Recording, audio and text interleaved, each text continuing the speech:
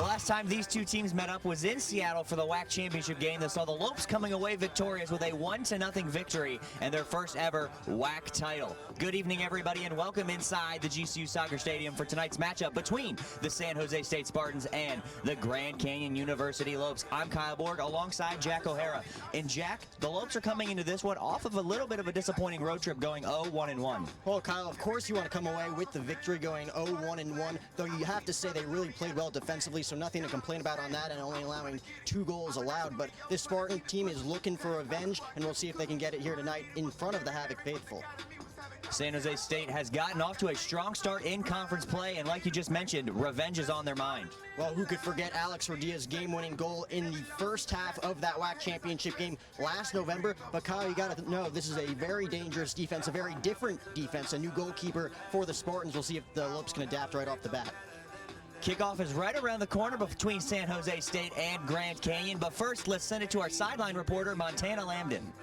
Thanks so much, guys. It's no surprise that GCU gained major attention last season, from claiming their first ever WAC championship title to having some of the best fans in collegiate soccer. The fame continued this year as Coach Charles Hyndman was one of 5 NCAA coaches to pick up his 500th win. I caught up with him before tonight's game, and it's interesting because he is completely humble. He goes into tonight's game telling me that he owes all the credit to his players. They come in, day out, working extremely hard. Defense is going to be vital tonight as the Lopes have shut out their 4 wins on the season. I'm looking forward to seeing what they're bringing tonight. We'll be right back, right here on GCU TV.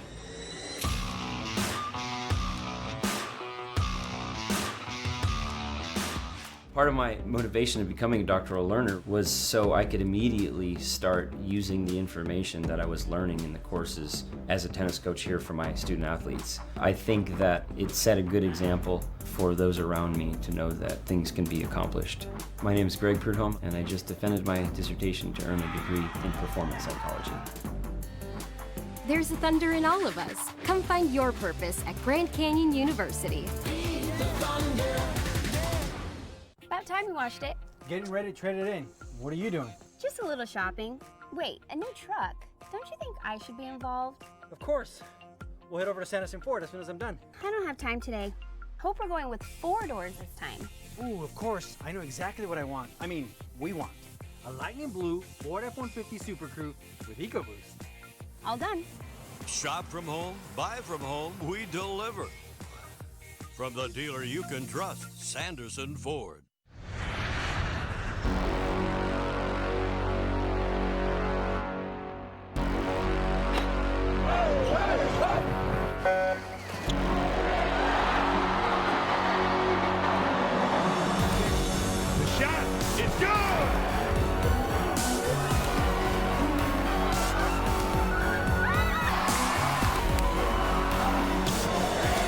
Feel the thunder in the heart of Phoenix. gcu.edu. Good evening, everybody, and welcome inside the GCU Soccer Stadium for tonight's matchup between the visiting San Jose State Spartans and the Grand Canyon University Lopes. I'm Kyle Borg, joined by Jack O'Hara. And Jack, let's get right into it. San Jose State, the last time they met up with the Lopes, it was the WAC championship game, and they've got revenge on their mind here tonight. So how can the Lopes counteract that with the Sanderson Ford? 3 keys to the game. Well, the first key, Kyle, is going to be Flashback Friday. It's Friday, and it's definitely a flashback for the Lopes. Remember the Spartans? They went head-to-head with the Lopes, like you just mentioned, in the 2018 WAC championship game last November. And as you can see, to the left of the Havoc section, we got a brand new WAC championship banner defeating San Jose State for the WAC championship. Who could forget Alex Rodia's goal in that ultimately game-winning goal for the Lopes? But these two are totally 2 different teams in 2019, so we have ourselves a fresh start in this one. Home sweet home. Obviously, we saw a pair of tough outings offensively during that last road trip as the Lopes only gave up 2 goals, but couldn't muster a win. But look for the Lopes to be motivated a little bit extra tonight in front of a packed house full of Havocs. And Curious George Tesouris has been phenomenal, leading this defense throughout the first half of the season. But again, the offense did not step up on that last road trip. If the offense wants to start complimenting their goalkeeper, tonight would be a good time to get rolling as they look for their 2nd win in WAC play in 2019.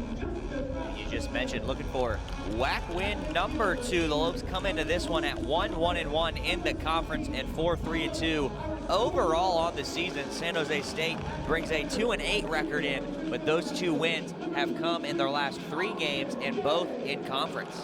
Well, that was the one thing I was going to mention, Kyle. They are 2-8 overall, but those 2 wins have come in WAC play. They've played significantly well against their arch nemesis, and again, a great game last November against the Lopes as they look to continue playing well in the WAC conference, looking to keep ahead of those WAC standings while also trying to get back on the winning track again, 6 games under 500. Coach Heineman told us before the game not to be fooled by that 2-8 record, as San Jose State has been hot as of late, scoring 11 times in those last 3 games, beating Kansas City, Houston Baptist, while also, or losing to Houston Baptist, but also defeating Cal State Bakersfield in their first 3 WAC games. And of course, the Lopes' 1 WAC win came here at home against Incarnate Word in a 1-0 shutout. But as of late, they went to Cal Baptist and tied that one at 0-0, and then had to travel down to Bakersfield, where they unfortunately lost that one 2-1, but a goal by Calvin Kissy was able to cut the lead in half late in that one.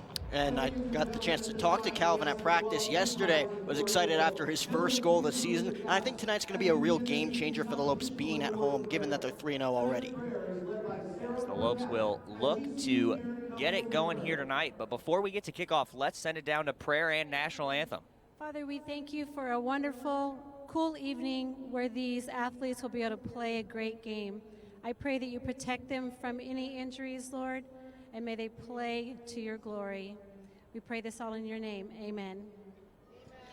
Thank you, Sarah. Ladies and gentlemen, please remain standing as we now honor America with the singing of our national anthem. The Star-Spangled Banner will be performed this evening by the Granada Elementary Choir, directed by Stephen Benton.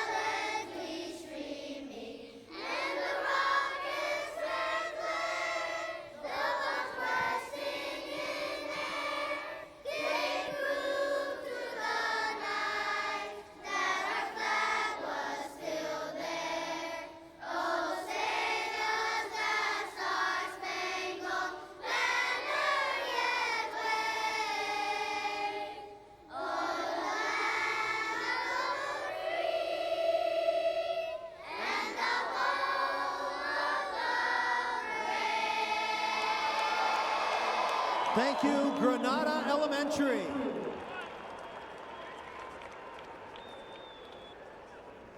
And as we get set, just moments away now from kickoff, we'll go ahead and recap the starting lineups for you. First, for the visitors from San Jose State, who will be wearing the white jerseys tonight, it will be number 2, Angel Farias, number 6, Finley Wood, number 7, Rudy Castro, number 8, Max Allen, number 11, Danny Sanchez, number 12, Carlos Gomez Zavala, number 13, Eduardo Buenfil, number 14, Nicholas Brenes, number 15, Jeff Dukes, number 18, Omar Lemus, and in the goal box for the Spartans tonight will be number 25, David Sweeney, and on the season he has given up just 11 goals in 5 starts, giving up 2.8 goals a game, 32 saves for him, going at a .744 save percentage, and he is 2-3 on the season for the Spartans. As you get a look at the captains there, and now we'll go ahead and give you the GCU starters, as they will be wearing the home purple jerseys tonight.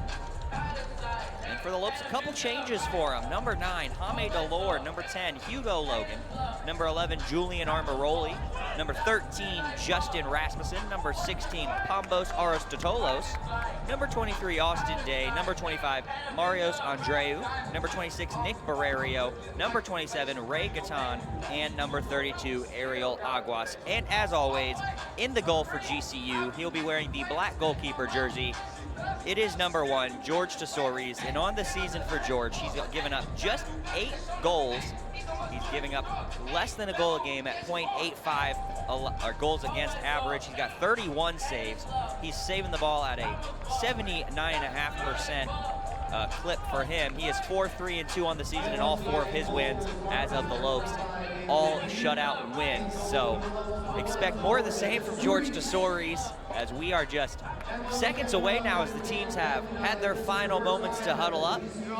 San Jose State's going to get us started here tonight with the kickoff, as they won the toss and elected to go first with it. So family weekend off to a hot start here at GCU, and we are about ready. Everybody's on their feet. You can see the platform rocking tonight as well as behind both goals, and we are underway at the GCU Soccer Stadium. And San Jose State will start it off with a quick up to midfield, and will look to start their first attack tonight. Well, I think you touched on it best, Kyle. You remember last year the Lopes winning that game 1-0. That was Alex Cluis in front of the net. Now it's David Sweeney. You mentioned the stats on the pregame. We're going to see how these Lopes adapt, or at least the offense adapts to this Spartans defense. It's a totally new crew, a lot of familiar faces on offense, but we'll see how they adapt to Sweeney in the defense. And the story all season long for GCU has been the offense, really, as the defense has been outstanding. As you can see, 4 shutouts already. They had 9 all of last season, but they only scored 1 goal on that road trip. So they're really looking for where the goals are going to come from tonight, especially being without 2 of their top goal scorers, Bert Wilton and Tasha Suda. It's definitely been a different story when it comes to playing at home and being on the road for the Spartans, like you just mentioned. A few shutouts on the road in that last homestand proving to be beneficial for the Spartans, including that 6-0 victory against UMKC. So we'll see how they play here in front of what's going to be a packed house tonight, and the Havocs are definitely no joke. They never are. The Lopes are undefeated here at home, so we'll see if they can continue that streak as the Spartans once again looking to get going on the road. Lopes looking to pin them back deep early on, and San Jose State's going to send one long and going to turn it over, as Barrerio will get it back to Tesouris, who will take his first touch of the night, and it will be booted long, looking for Jaime Delore. That's going to go off of Delore in the header, trying to keep it in bounds, unable to do so, and San Jose State will pick up the throw-in.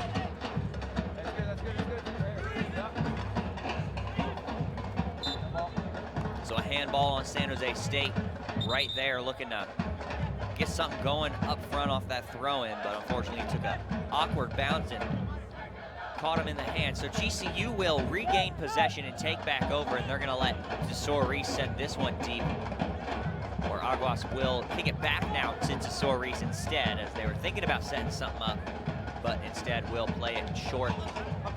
Look to go long on this one, looking for Rasmussen, trying to keep it in bounds off of San Jose State, and the Lopes will take back over. And you look at that last goal kick from Tesouris, Rudy Castro right there defensively, not really giving George any breathing room for that goal kick. So expect this defense to be all over the Lopes early on tonight as they face a raucous crowd here in Phoenix. Out of bounds again, GCU taking back over.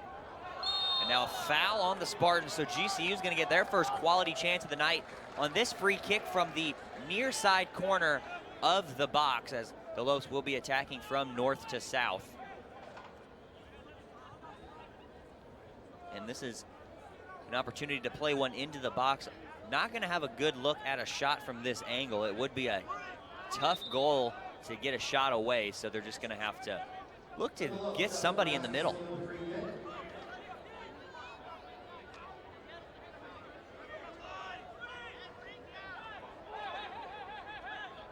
It is Rasmussen and Gatan over top of the ball. Gatan overruns. Rasmussen will look in to swing one in. Headed away by San Jose State's defense, and then a scissor kick shot will be well high of the goal and onto the hill back there into the Havocs, and San Jose State will get the first goal kick of the night. Just about 4 minutes into this one now. Well, you like to see Austin Day taking his shot right off the bat there. Just a little too much oomph on that one, as you could see, went a couple feet over the net. Again, we'll see how the Spartans react here on offense. Really haven't been able to get anything offensive going so far against the Lopes defense here tonight. Again, only 4 minutes in, but we'll see if they can put the pressure on George DeSoris early.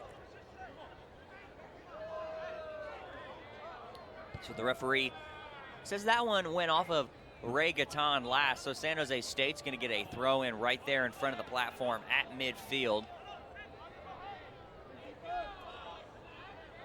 And in this all-time series, the Lopes just 2-4-1 against the Spartans, and they played twice last year, like we already talked about, once in the WAC championship game, but also once up at San Jose where the Spartans were victorious, 1-0 in that one. So both sides last season getting a shutout, and the last time GCU won at home was never in this series, as they're looking for their first win at home against the Spartans, and they are in a good spot to do it here tonight in front of this big crowd, thanks to Family Weekend and the Havocs. And now a foul on Julian Armaroli.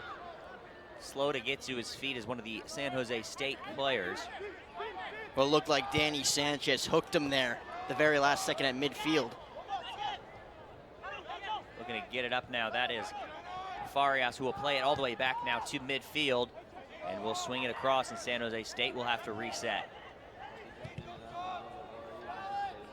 That one popped up in the air by Andreu, but now it is swung out wide and back to the midfield defensive line, and then swung out wide, and the offside flag is going to go up. And GCU is going to get another free kick.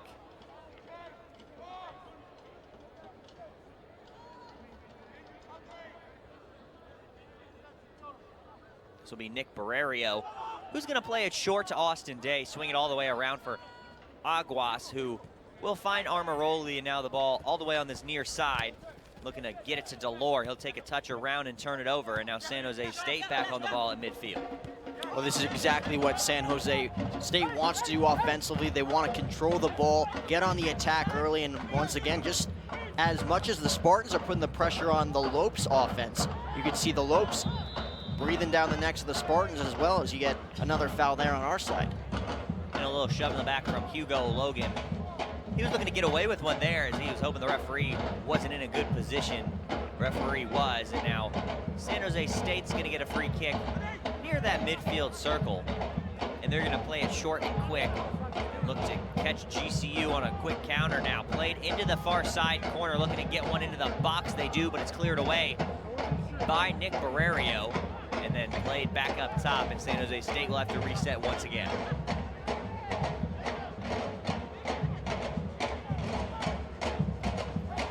Go back to that far corner now. Little fake cross there to cut in and gain some more space. And another good move, and it's away. Looking for a cross and a touch. Not going to get it out of bounds. GCU will take over on possession, and that's really the first dangerous attack we've seen from San Jose State here in the first 7 minutes. Well, nothing but all around great offensive moves there from the Spartans. It looks like that was Danny Sanchez going for the score. Little fancy footwork, almost putting the Spartans up by one there as he came inches away from scoring the goal. But again, look for the Lopes to separate themselves here down the far side of the field. Now looking to counter is Hugo Logan, looking to find Jaime Delore. He stays on side, and that one will be kicked away and out of bounds off of Jaime Delore, and San Jose State will pick up another goal kick. Well, a good idea there. That pass to Delore just a little too far and a little too hard as that one went out of play. Delore looked to set up for a potential scoring opportunity inside the Spartans' box as they'll kick it away yet again. So look again for the Spartans to try and break away, because this Lopes defense has been all over them so far.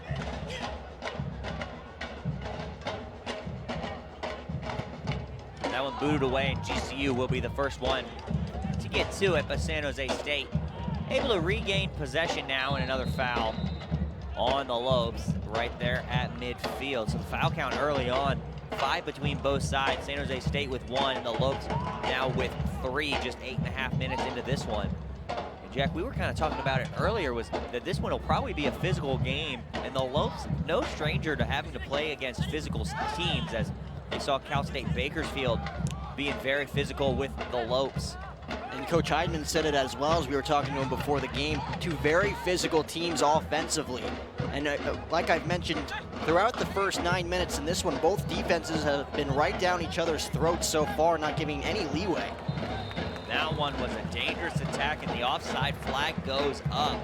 So the Lopes catch a break on that one, and that's the second offside now for San Jose State. That one will be played out wide, and they'll switch fields with it, looking to get something going.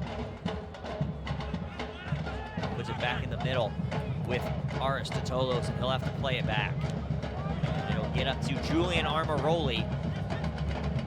The return pass for Armaroli is a little bit off the mark for Tommy Delore as San Jose State takes back over at midfield. Just trying to connect a couple of passes and find some space somewhere through this Lopes defense. And Carlos Gomez Zavala there playing great defense. You saw him with the flop earlier looking for the call, didn't get it. As we get a call here, it looks like it's going to go against the Lopes, and looks like it's going to be Max Allen on the grass there. We'll see if he's okay. Looks like he's up right away. Didn't look good right off the bat for Alex, but it looks like he's ready to go. And the referee stopping that one as a supposed head injury, as one of the athletic trainers for San Jose State's going to come out now and just make sure that Max is okay. And he looks to be able to continue here as we're going to get restarted with a dropped ball, it looks like, right there near midfield.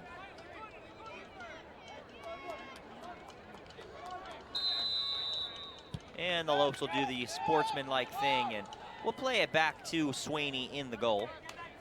So David Sweeney will get a chance to try and set something up for the Spartans. Both sides quiet through the first 10 minutes of this matchup. Just a couple of attacks so far. The Lopes do have 2 shots, but none of them have really been able to test David Sweeney. And that pass a little bit behind Delore, but he's able to recover, and he'll make a turn. Gets a little bit of a deflection, but Armaroli is there looking for Rasmussen in the middle. And San Jose State will take back over at midfield.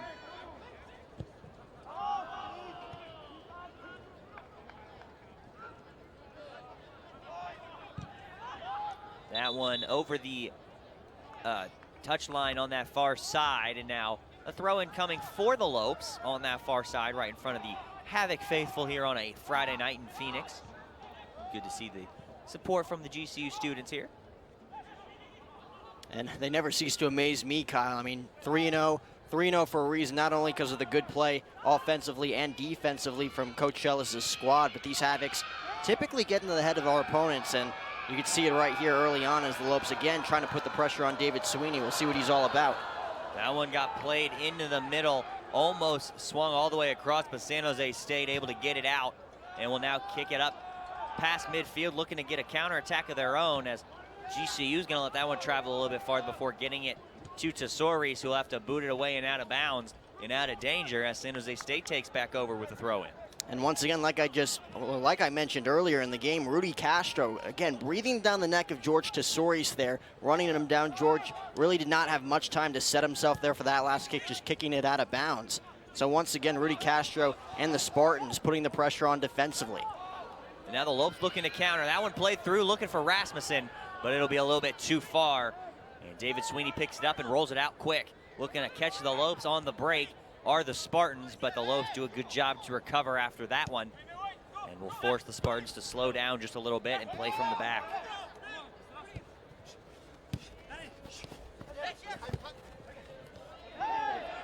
And another foul coming on GCU, their 4th of the game.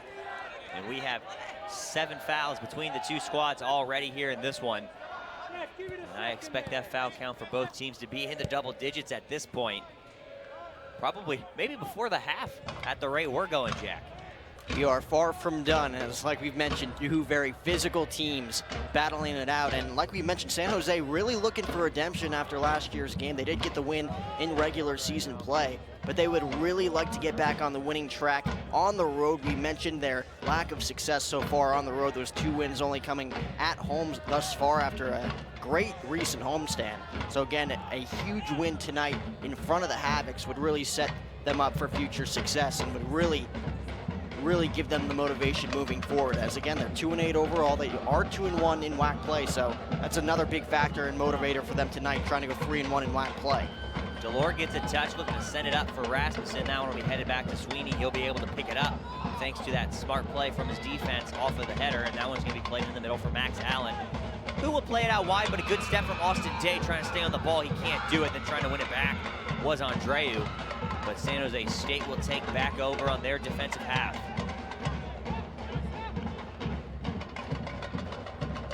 That one gets through. It's a 3-on-2 for San Jose State. The Lopes do a good job to recover. Played back up to the top of the box. Shot's going to be deflected, but San Jose State still threatening now. They will be forced to play it out wide and a little bit back as GCU does a good job to recover. That one right off of Tesouris, and then he'll be able to pick it up. So another dangerous attack from San Jose State. Well, you couldn't have asked for a better pass there from Carlos Gomez-Zavala. I think that was to Rudy Castro going for the header. As a very dangerous play down there with Tesouris and Castro. We're lucky we didn't come away with any injuries on that play, but great defense once again by the Lopes, as this defense continues to put the pressure on, as they're gonna once again have to kick it out of play and the Lopes will regain possession. And it'll be interesting to see how the Lopes put the pressure on David Sweeney again. First time matchup for the Lopes. Saw Tesouris a little bit caught in no man's land on that attack. Now the Lopes threatening, but it'll be slide tackled away, and San Jose State takes back over.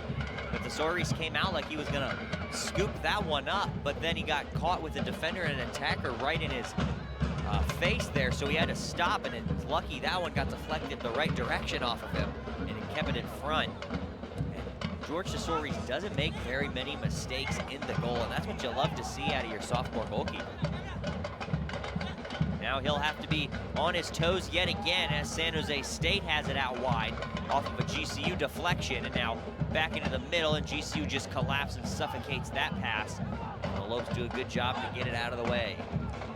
Well, to touch up on that last point, Kyle, about George Tesouris, on one end it's a tough play because you're looking for the save, you don't want them to score, and on the other end, you're on a collision course for Rudy Castro's forehead there, so you don't want to get hurt. So it was a very lucky play on the Lopes end the way it worked out.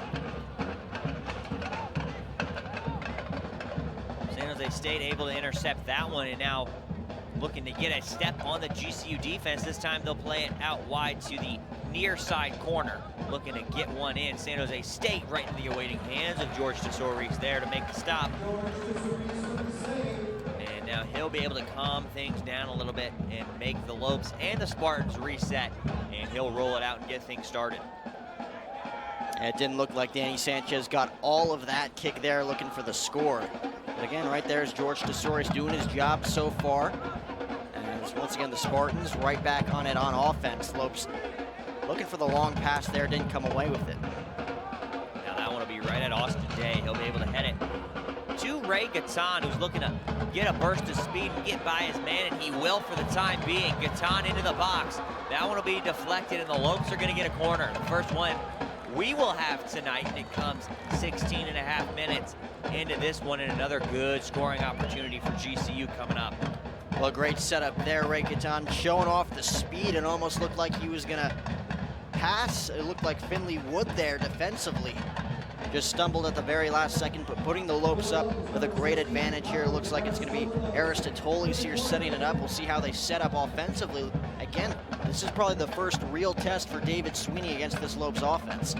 Aristotelo sends one into the box. It'll get over everybody, and it'll bounce around a little bit. And now San Jose State able to clear for a moment. Lopes looking to keep it forward.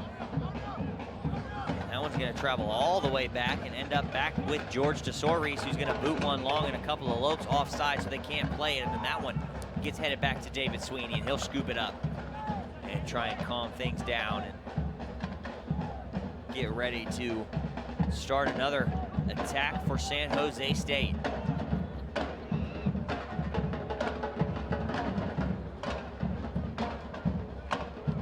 So Sweeney will boot that one up. Looking to get a couple of touches on that one, unable to do so as Barrerio sends that one up right into the San Jose State defense as it took a deflection off of Andreu, and now San Jose State trying to get through, but good defense from GCU yet again. That was Ariel Aguas. Now Gatan able to beat his man. Looking to start something now. He'll send one in, that one a little bit short. Looking to pick out Justin Rasmussen. But it'll be reset by the Lopes near midfield. Austin Day looking to feed one in. This time Rasmussen on it. He'll go to his left foot, shots away, and it goes wide and out of bounds, and a goal kick coming for San Jose State. Well, right idea from Justin there. You could see the disgust on his face. A little disappointed there. Set himself up beautifully on that left side, just outside the box for the Spartans as you take another look here on the replay. Wide open shot, tried to skid that one past Finley Wood.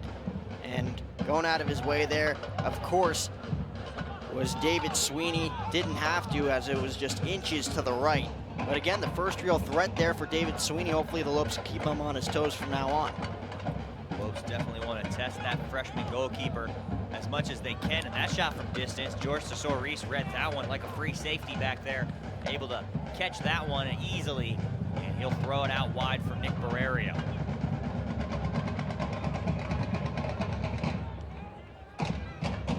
They will find Rasmussen again, trying to keep it in bounds. He will not be able to do so, and out of bounds now.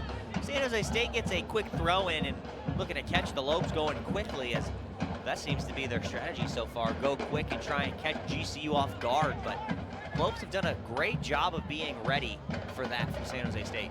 Well, we've talked about it on both defensive sides, Kyle. Both teams really breathing down their necks, and they're not really letting up in the first 20 minutes. Now their team really getting that tired. As once again, more physicality there from Aristotelius and Finley Wood. Delore slides that one away, but out of bounds, and San Jose State takes over again. This time on the near side. San Jose State near midfield now, looking to get something going. That is Zavala with it again. He'll play it out wide. Now back to into the middle, and GCU gets a good step and a little bit of pinball action that time. But GCU comes away with it. It's Delore, weak pass to Justin Rasmussen, and it doesn't get through. And now another counterattack coming, but the Lopes playing good, strong defense again with numbers back, and now forcing San Jose State to reset themselves at midfield.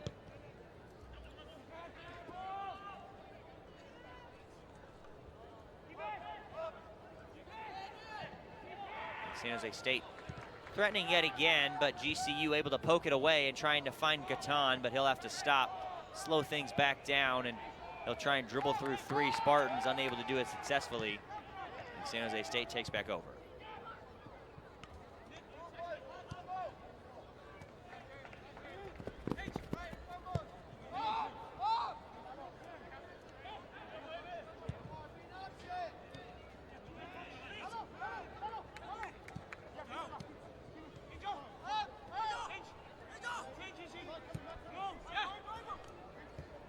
As San Jose State comes ready now, getting it into the corner. San Jose State into the box now, and George Tesor-Reese will just knock it down and keep his options open here.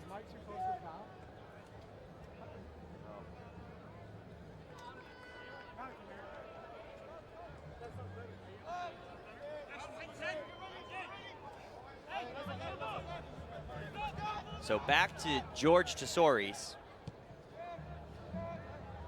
And he will swing it out wide for Nick Barrerio, who will play it back to Tesor-Reese, and he'll play it into the middle, and a little bit of a dangerous ball as trying to get it out of danger, and the Lopes do a good job of that.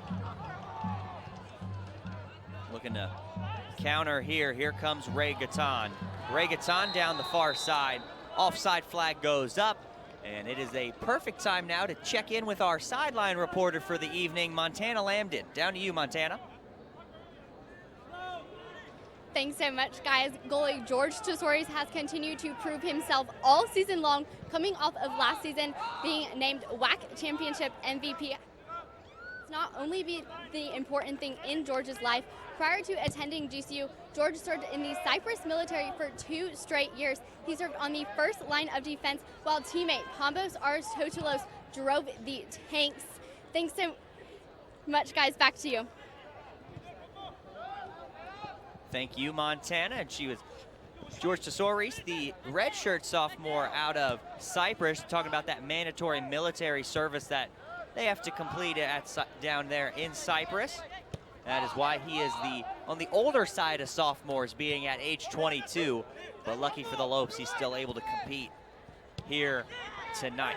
Absolutely, and I got the chance to talk to George at practice yesterday too. A big spearfisher as well, catching octopus in his home native land of Cyprus. So that's not what you see every day, not the usual hobby, but definitely an outdoorsman, a man of nature, as Calvin Kissy called him yesterday at practice. So that one intercepted by Barreo and out wide to Austin Day. But George Tesori's not the only player from Cyprus on this Lopes roster. Well, along with Marios Andreu and Pambos Aristotelos, as Heath Hughes is going to check in for the first time tonight, get his first action of the match coming in for Jaime Delore. He'll play on this near side next to Justin Rasmussen in that front line, it looks like, for GCU, as Tesori's plays it out wide on the goal kick, and we are back underway now, 24 minutes into half number 1.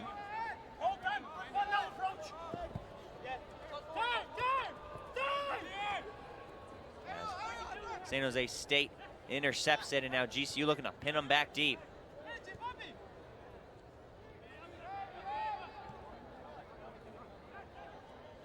And it looked like Justin Rasmussen was trying to angle that one up. The pass there from Danny Sanchez to Sweeney. He angled that up just right. He may have had a shot for his first goal of the night, but again, looks like Spartan's going to put the pressure on. That one, a lot of pressure put on Tesori's there. He was unable to get his hands to it, thankfully, as he will get a goal kick instead of forcing a corner, but Tesori's almost beat on that one, and the Lopes defense has to be careful, as San Jose State now has put the only 3 shots on goal we've seen tonight. The Lopes have only taken 2 shots and haven't taken one since the early minutes of this one, and San Jose State has been all over it as of late, as this is Heath Hughes looking to get that one out of play now, and it will be another throw-in for the Spartans, and they will go quickly. Well, I think in all 3 shots on goal tonight, Kyle, from both the Lopes and the Spartans, none of them have really been on target thus far, with the Lopes' first attack from Justin Rasmussen going just to the left of the goal. As you can see here, Sweeney with another goal kick. And then that first attempt from Max Allen going straight to the left against George Tesori. So both goalkeepers going out of their way, looking for their first saves of the night, but they didn't really have to on those target attacks, as we'll see if either team here can straighten things up moving forward offensively as the defense continues to shine. San Jose State now back on the ball, and GCU really looking to get something going, and this time it'll be Justin Rasmussen looking to get an overlapping run, looking to feed Gatan. It doesn't get through. San Jose State right there. Rasmussen does a good job to force that one out of bounds, and San Jose State will keep possession. Well, it was a nice job by Ray Gatan trying to make something happen on that last play. Again, utilizing the speed, trying to run past everybody on San Jose State's defense. Justin Rasmussen just unable to get that last pass off.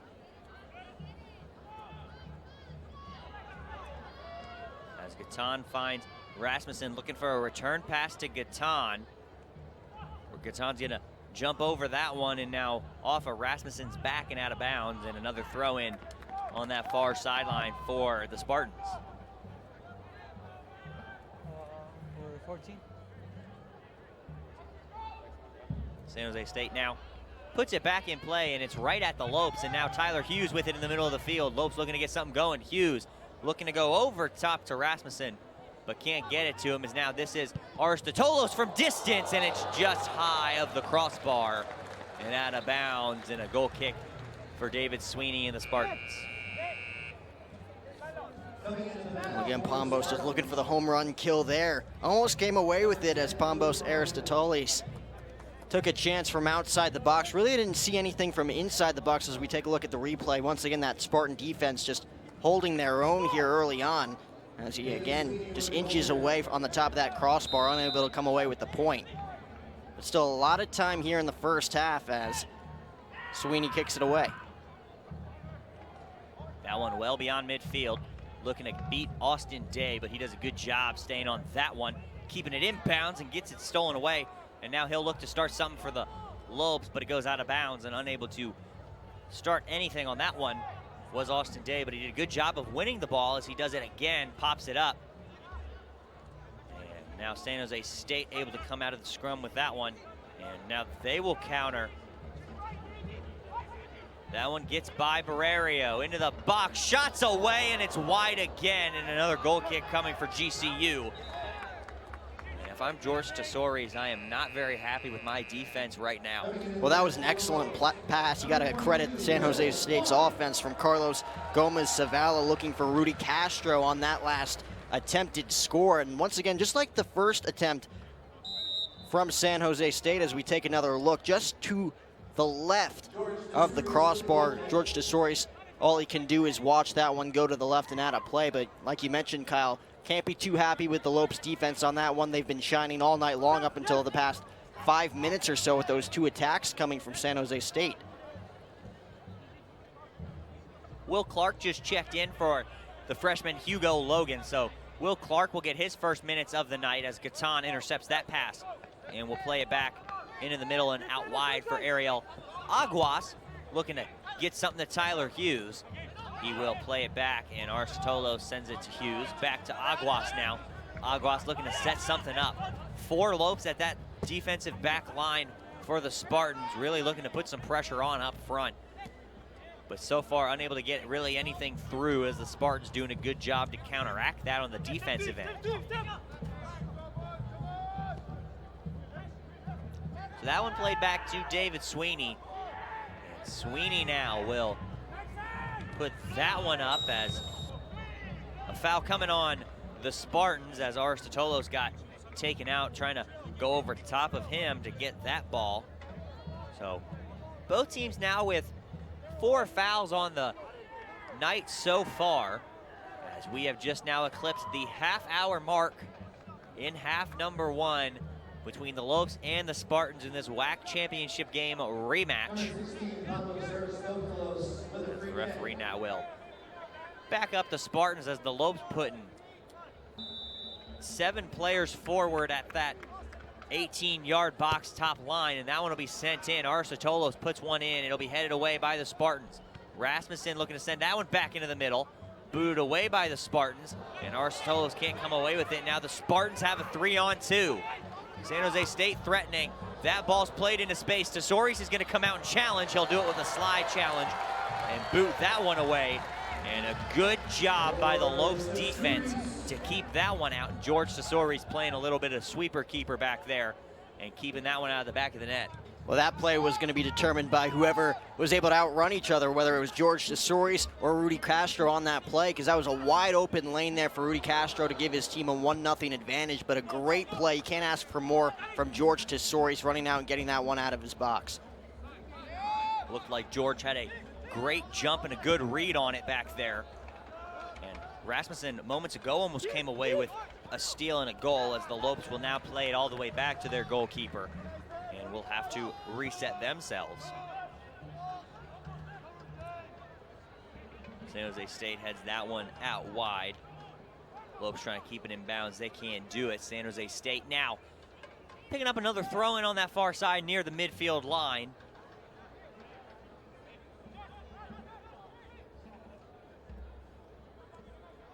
That is Omar Limas, the thrower.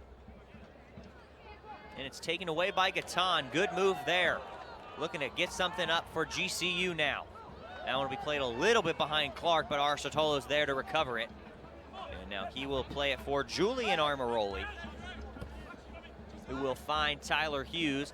Looking to feed that one through. Can't do it, can't win it back, but Arioli is there.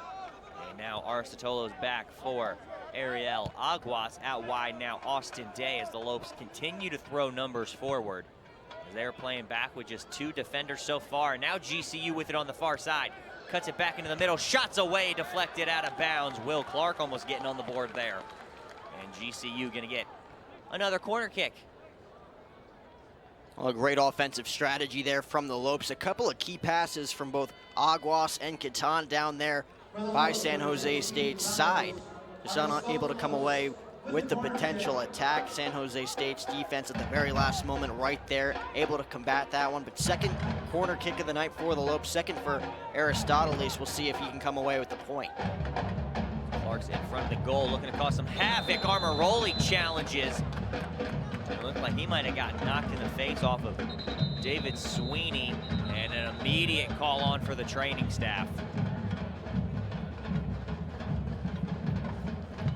Well, that's a nightmare scenario for the Spartans.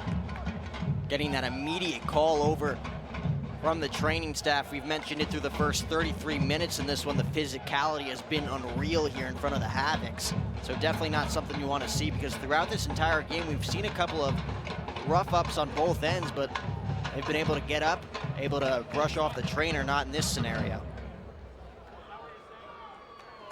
So Julian Armoroli, the player, down.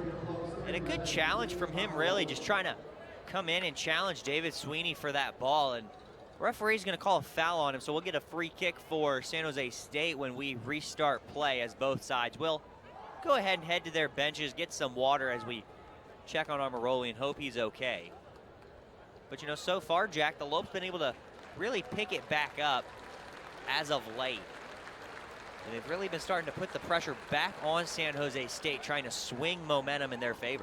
Well, I think this is the second time they've done it tonight. Right off the bat, they were putting the pressure on offensively. San Jose State really nothing to work with in the first 15 minutes against George Tesori's, coming on as of late with those two key attacks. Of course, George Tesori's with 3 saves already in this one, as these teams look to get going again. Again, the first real injury timeout that we've had in this one. We mentioned the physicality, both teams getting roughed up, but players have been tough tonight. And again, only 33 minutes in this one, as you got to think if you're Coach Schellis looking up at that game clock. Still a lot of brutality yet to come in this one between these two squads. And it's good to see Armoroli back to his feet as he'll head off to the bench. And anytime a player goes down, you definitely never want to see that, but especially right now as of late for the Lopes, trying to fight off some injuries. So it looks like Isai Easley is going to be the substitute for the Lopes. He'll come into that back line to play along with Barrerio, Aguas, and Austin Day. And normally Isai is in the starting lineup for GCU. Not tonight, however. He is available off the bench as he checks in for GCU. You saw him there on your screen just seconds ago, as Sweeney will get ready to start us off with this goal kick. And he boots that one long. That's going to be over a couple players' heads, but not before Barrerio's right there. San Jose State goes with another quick throw in. But Austin Day does a good job there. No handball is going to be called. Referee says no. Looking to get that one over the top. Almost got that one through, but San Jose State's defense again strong, as Barrero challenged for that one. And now this will be Tyler Hughes and Aristoteles. They both get beat as that pass was right through the middle of them both. Now here comes San Jose State once again on the ball as Hughes applying some pressure with Will Clark. That one played back. Sanchez with it. Once again, he'll play it out wide, but an errant pass goes to Austin Day, and now Ariel Aguas has to get it out of pressure. It'll be returned to him. Now a foul coming on San Jose State. So both teams with 5 now. As we close in on the final 11 minutes of half number 1. Still no score between the Spartans and the Lopes. Here on this Friday night in the heart of Phoenix, Arizona.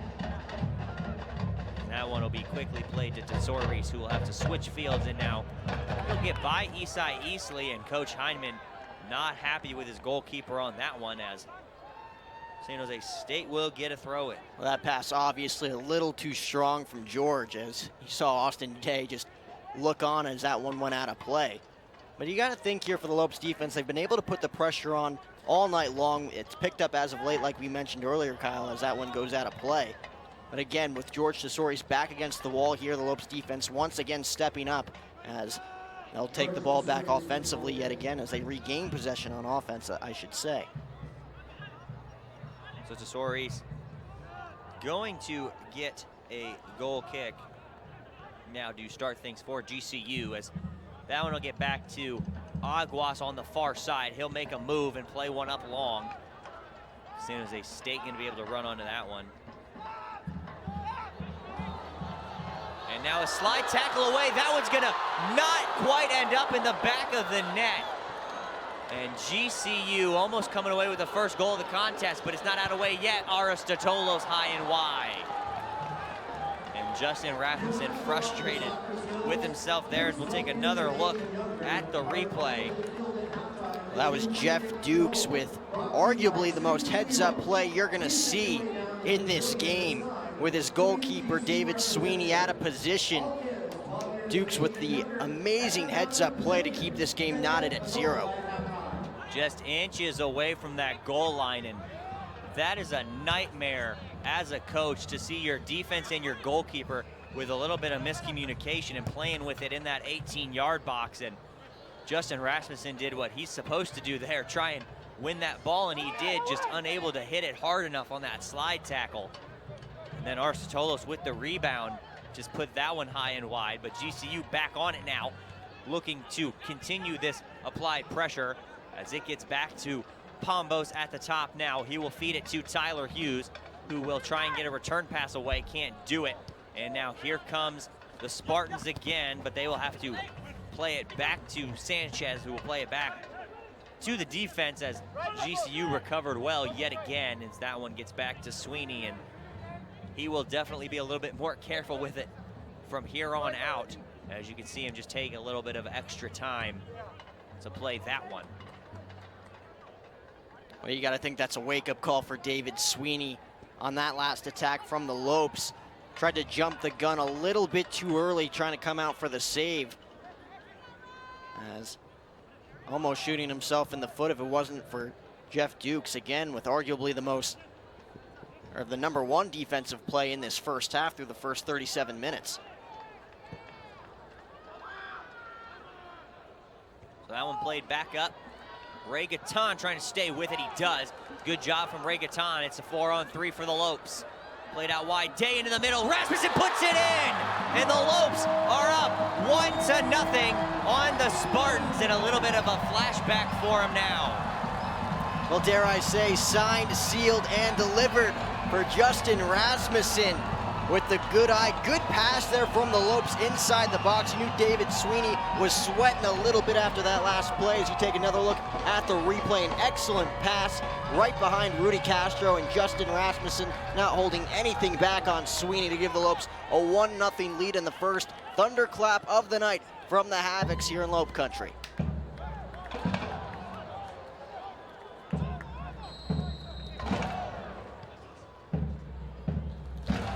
Now, San Jose State will get things going as the Lopes now with all momentum on their side, but they do have to be careful as this is the most dangerous time after scoring a goal to give one up. So 7 minutes before the half, GCU puts themselves up 1-0 here at home, looking for their first home win of all time against San Jose State.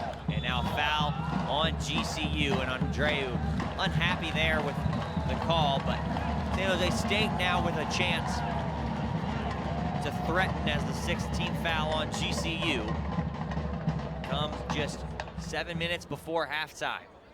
This will be Max Allen, one of the captains for the Spartans, looking to get ready to serve one up, trying to beat George Tesouris, and the Spartans know firsthand how hard that is to do. They only did it once last season in 180 minutes of play.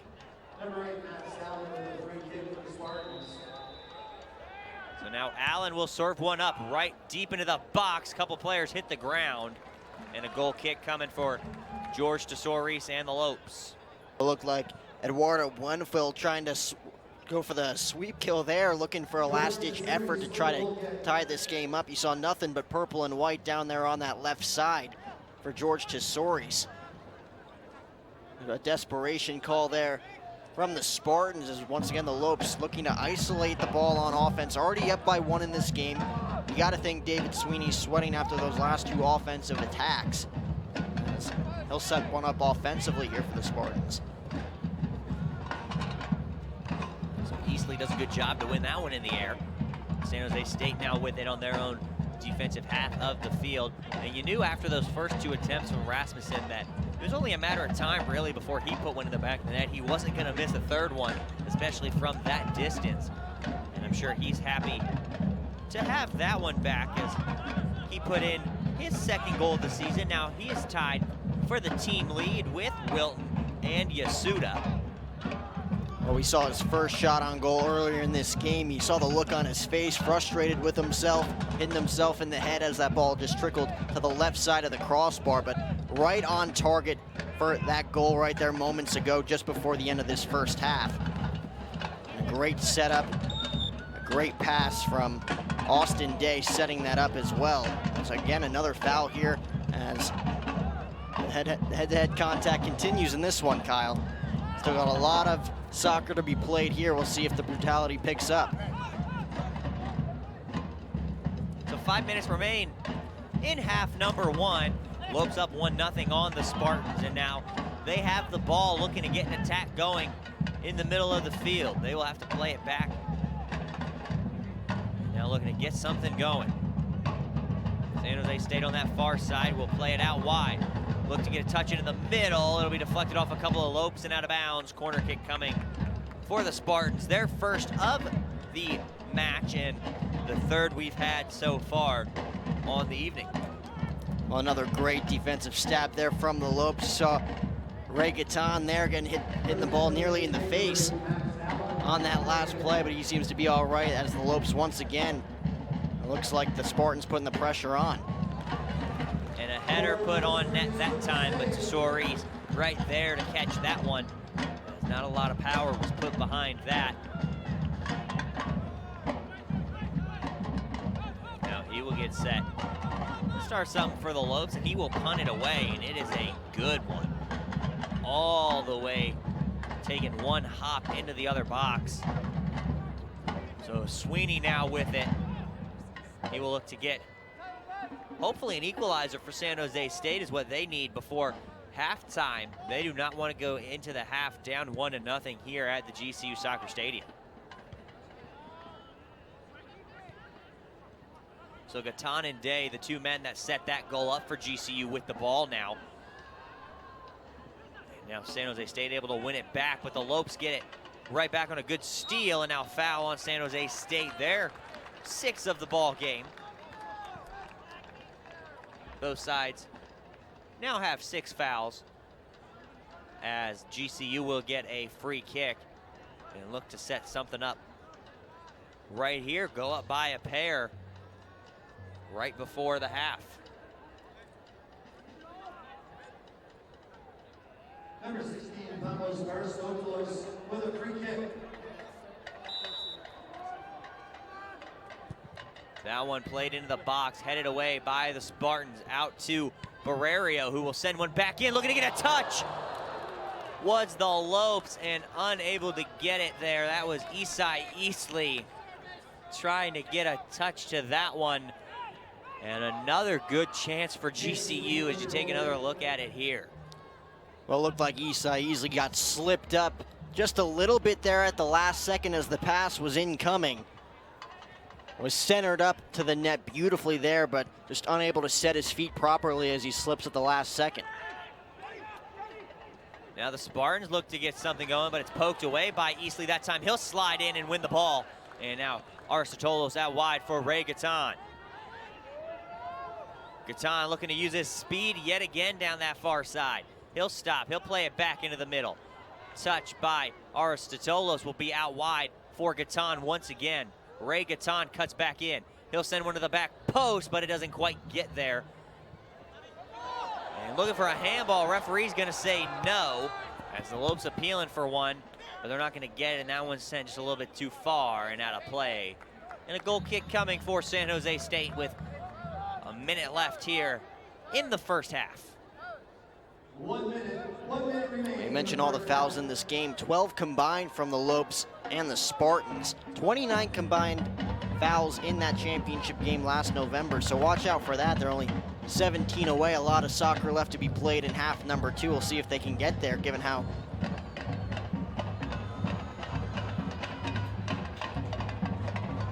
So San Jose State now with the ball in midfield, looking to reset themselves as we enter the final 30 seconds of half number 1.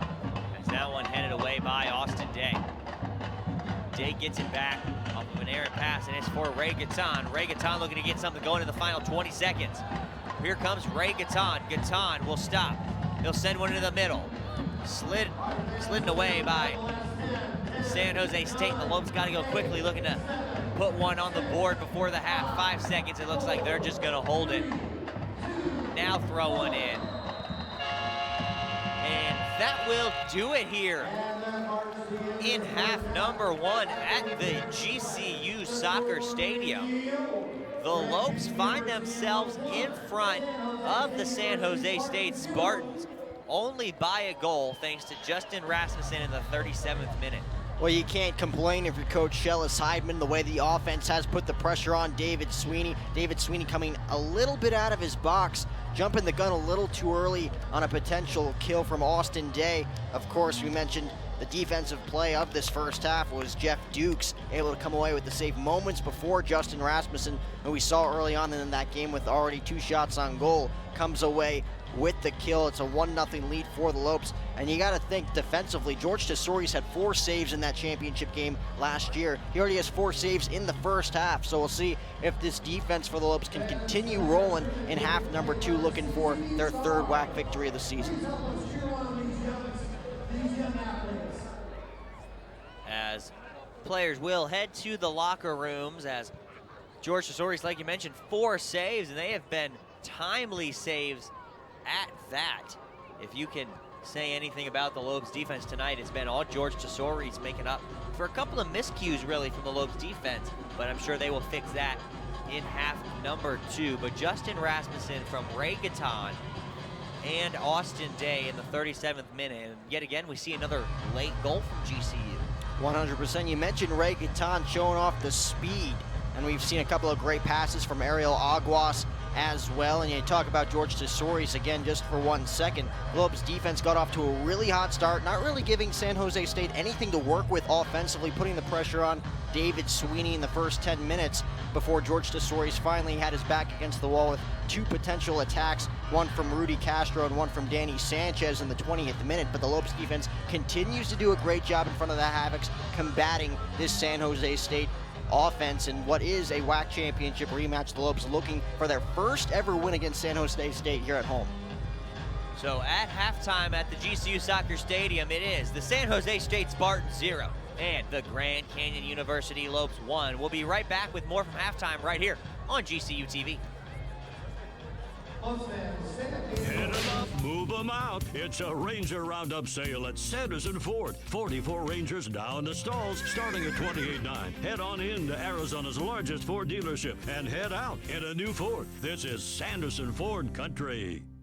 When my hot water heater failed, she was pregnant, in-laws were coming, a little bit of water, it rocked our world. I had no idea the amount of damage that water could do. We called USAA, and they greeted me as they always do. Sergeant Baker, how are you? They were on it. It was unbelievable.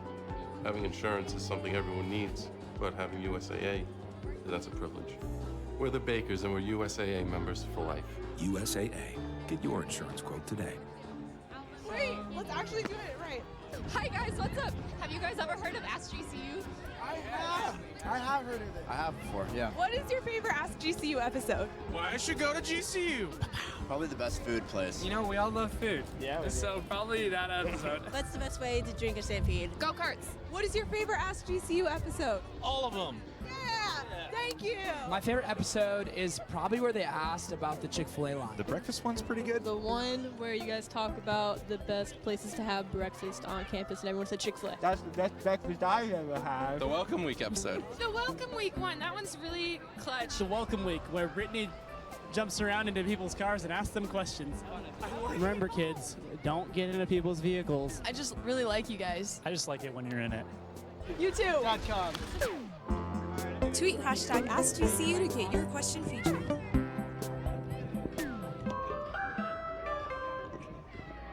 I'm Jeff. I'm earning my Bachelor of Arts in Christian Studies online from GCU. My biggest challenge coming back into school after taking a 15-year break was insecurity. Insecurity that I didn't know how to write a paper, I didn't know how to study anymore. The way that the program is structured, I can kind of grow into the classes, and that really gave me the confidence to be successful. I'm a working professional. I've got a job that demands 40 to 60 hours a week from me. Because of the online structure, I can still get things done. I can still have a life. It allows me to knock out courses when I can. I think my time at GCU is going to help me be a better father, be a better person, be a better disciple. I spent years thinking that I could never do this. So now, the fact that I'm about to graduate, I feel like I achieved something that I never thought I was going to be able to. Find your purpose at GCU, where advanced technologies drive education. Private, Christian, affordable, nonprofit. Visit gcu.edu/online.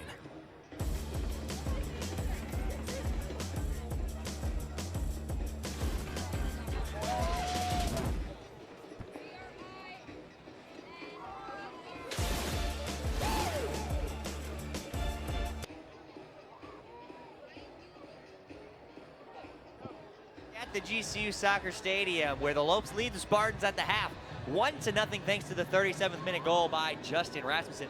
And Jack, the Lopes able to regain momentum at the end of that first half.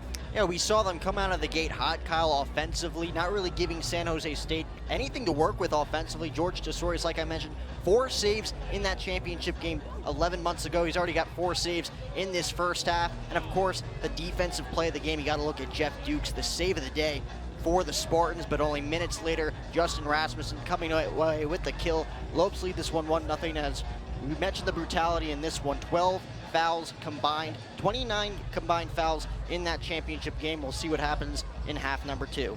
Well, let's go ahead and take a look at your GCU hotel halftime highlights. Well, as we just mentioned here, the Lopes defense really putting the pressure on. A great pass there from Austin Day down the sideline offensively. Halfway, I believe that was in the 20th minute. George Tesorius coming over. That was his first save of the evening. We mentioned Justin Rasmussen, 2 shots on goal. There was the first one just to the right. He was a little disgusted with himself after that play. A little Air George action for you yet again. That was his second save of the night. Pombo's taking a chance there, just couldn't combat it. And then this is the chance, probably one of the best ones San Jose State has had, as Tesorius was able to slide that one away. And then Justin Rasmussen, and you just talked about it, the Jeff Dukes clearance off of the goal line. And then here comes the goal. Austin Day sends a good ball in on the ground, and Rasmussen able to get it with his left foot. And then just minutes later, really about a minute or 2 later, it was Isai Easley almost getting a second goal for GCU. So the Lopes have done a really solid job on the offensive half, able to get shots away, really test the freshmen, and they've done it so far here tonight. And it's what you like to see after a tough offensive road trip in Southern California, not coming away with a goal. So it's what you like to see if you're Coach Shellis Heidman. We'll see what they can do in this second half, as once again looking to step up the defense. Both defensive sides, I should say, have stepped up, putting the pressure on each other. It's going to be in a very exciting half number 2 here in Phoenix, as the Havocs, once again, they've been a party all season long, looking to continue the havoc, so to speak, no pun intended here in the second half. Havoc will continue to ensue about 8 minutes from the start of the second half, but let's go ahead and send it back down to our sideline reporter, Montana Lambden. Thanks so much, guys. There's a lot more than just soccer going on here tonight. It is Faith and Family Night, a night dedicated to bringing the community together through the power of God. Every single year, our very own worship arts majors produce their very own Christian worship arts album, Canyon Worship. Amanda Riffey's song, Isaiah 55, tells us the story of how she can trust God through it all.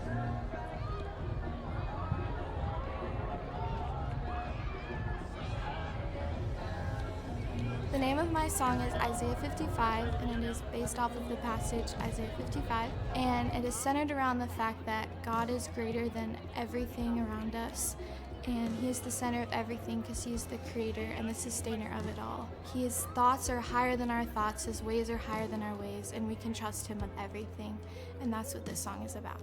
My faith has been really challenged with this song because I've been challenged to really trust God with everything. When I sing the lyrics, you're greater than it all, so I trust you with it all. I really have to mean that for myself too.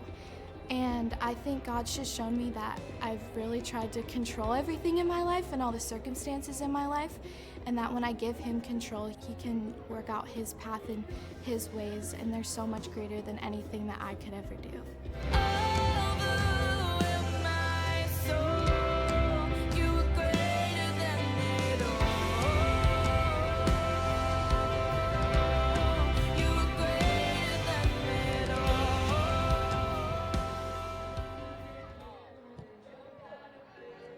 Amanda Murphy's song Isaiah 55 is one of my personal favorites.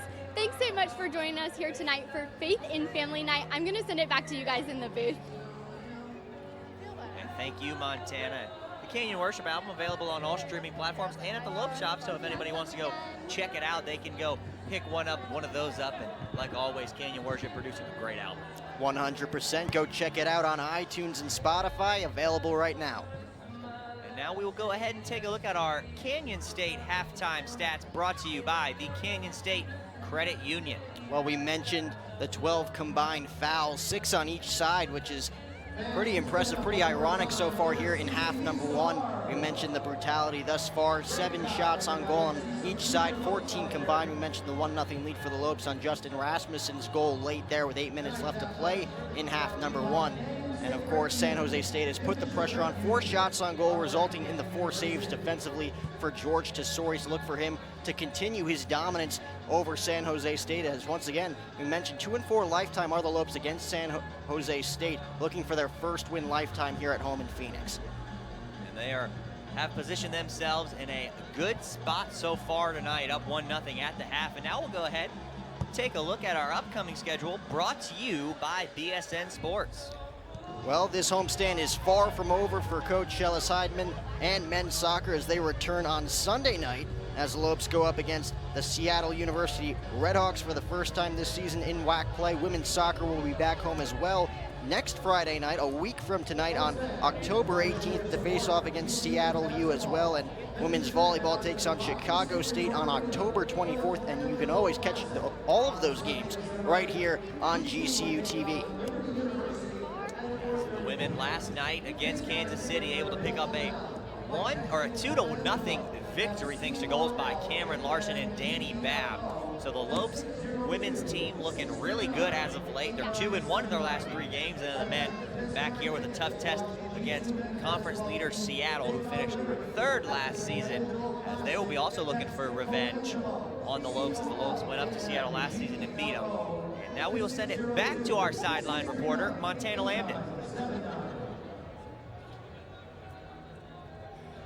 Thanks, guys. GCU is currently ranked 2nd in the nation per game average attendance, and I have to tell you, I think we broke that record here tonight. This is the WAC Championship rematch game, so we're going to play a little bit of trivia. I'm here with one of our Havocs, and who scored the winning GCU goal for their game last year? Was it A, Alex Radia, B, Marco Alfonso, or C, Calvin Kissy? I'm going to go with A, Alex Radia. That is correct. Alex Radia took the pass from Marco Alfonso, sending it far right into the goal, securing the 1-0 victory and securing the WAC championship. Thanks so much for joining us here at Men's Soccer. We're going to be right back.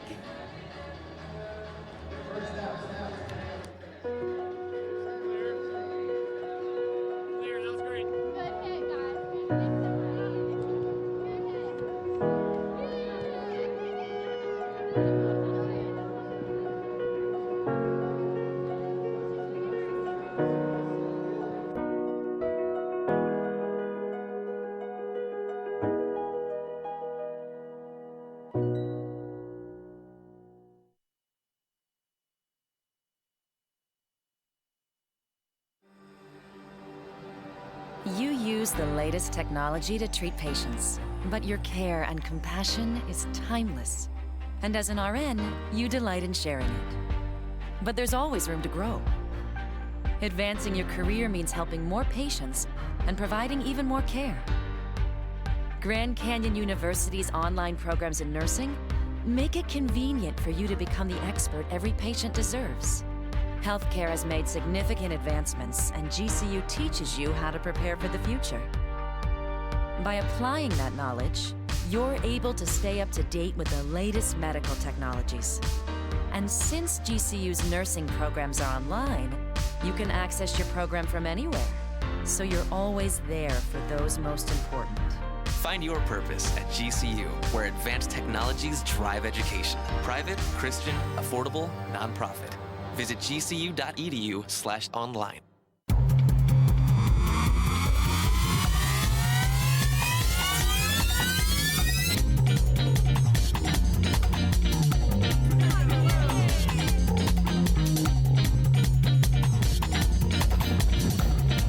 We needed one more member on our roster. Streets of New York is proud to announce Grand Canyon University to our winning team.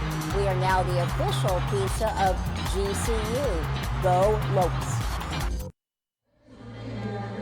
Welcome back to the GCU Soccer Stadium here on Family Weekend here on the campus of Grand Canyon University. The Lopes lead the San Jose State Spartans 1-0 here as we are into the final 45 seconds before half number 2. And Jack, you talked about Flashback Friday and your Sanderson Ford keys to the game, and San Jose State is having a couple of flashbacks here so far tonight. Well, it's been the flashback down 1-0. The Lopes with a late goal in the first half. Last November, it was Alex Radia within the final 10 minutes. This time with about 8 minutes to go. Before that 45-minute mark, Justin Rasmussen comes away with the kill. So again, you mentioned Flashback Friday. They're seeing a ton of flashbacks so far here in half number 1. We'll see if they can get back on the board in half number 2. As we take a look at the WAC conference standings for men's soccer, as you can see, Utah Valley at 4-0 will stand alone at the top of the leaderboard, and the Seattle is there at second, California Baptist in there at third, UTRGV, Air Force, and California State Bakersfield to follow. The Lopes currently sit in 7th place. You don't see them there on that graphic as they sit in 7th with San Jose State just above them in 6th place. And of course, California Baptist unable to participate in postseason play as they are still making their transition to Division I. So everybody will finish, whoever finishes below them will finish another spot up. So the Lopes currently in that WAC tournament conference picture, as that tournament this year is hosted up at the Air Force Academy in Colorado Springs, Colorado. So the Lopes looking to repeat as WAC champs and get back to the NCAA tournament as they are leading the team they beat last season 1-0 at the half. GCU will start us off in half number 2 with the kickoff. And they will look to add on to their lead and hopefully continue to shut out the Spartans of San Jose State as referee is in position getting ready to go for half number 2.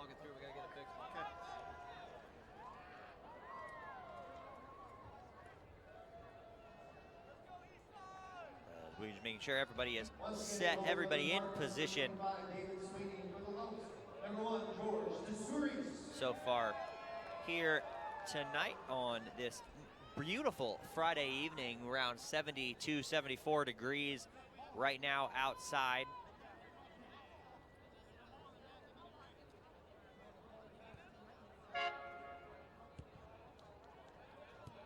And we are still awaiting, just getting a few things down there by George Tesorius' goal fixed up before we can start play. Might be a hole in the net down there or something. So half number 2 a little delayed here, Jackie. You know, these players are ready to get going. You can tell passing the ball around, trying to stay loose, stay warm, just running around. Well, it's definitely not something you want to work with if you're George Tesorius down there on the left side of the crossbar. So trying to get that situated right out of the gate. Both teams having fun here offensively, trying to stay loose here with 2 soccer balls on the field, as once again Havoc's on their feet here tonight. It's a packed house here in the GCU Soccer Stadium. Just zip tying, it looks like zip tied that one side of the net as Tesorius assisting, making sure there are no more holes in that net, making sure everything's nice and secure back there as we get set Yeah, you get the thumbs up. Beautiful work by the staff here at GCU as we are finally ready now to get underway, as the referee will make sure that second ball gets off the field. And he will blow his whistle, and we are underway. 45 more minutes of play here in Phoenix for this match, as GCU up 1-0, and Will Clark will start with it for GCU out wide for Austin Day, looking to get it to Rasmussen in the middle, poked out of bounds, and GCU will keep possession on the throw-in. Well, we mentioned how aggressive both defensive teams were in that first half, Kyle, right off the bat here in the second half. The game really hasn't changed all that much, with the Spartans really putting the pressure on this Lopes offense. Day trying to beat his man, kicked it out of bounds, and now San Jose State will take over 30 seconds in. Day doing a good job there, but he's going to get called for a foul, and San Jose State will go quickly and play it all the way back and switch fields now with it, as that is the 7th foul on the Lopes. So we are up to 13 team fouls between the two sides thus far. That one looking to play into space. It'll be kept in bounds by the Spartans, but the Lopes out wide. Looks like Isai Easley dribbled it out of bounds. And the Spartans will maintain possession over there on that far sideline near the top of the 18-yard box. Throw that one into the corner. Out on the end line, and a corner kick. It's going to be called. That one went off of Isai Easley out of play, and the second corner of the game now for San Jose State.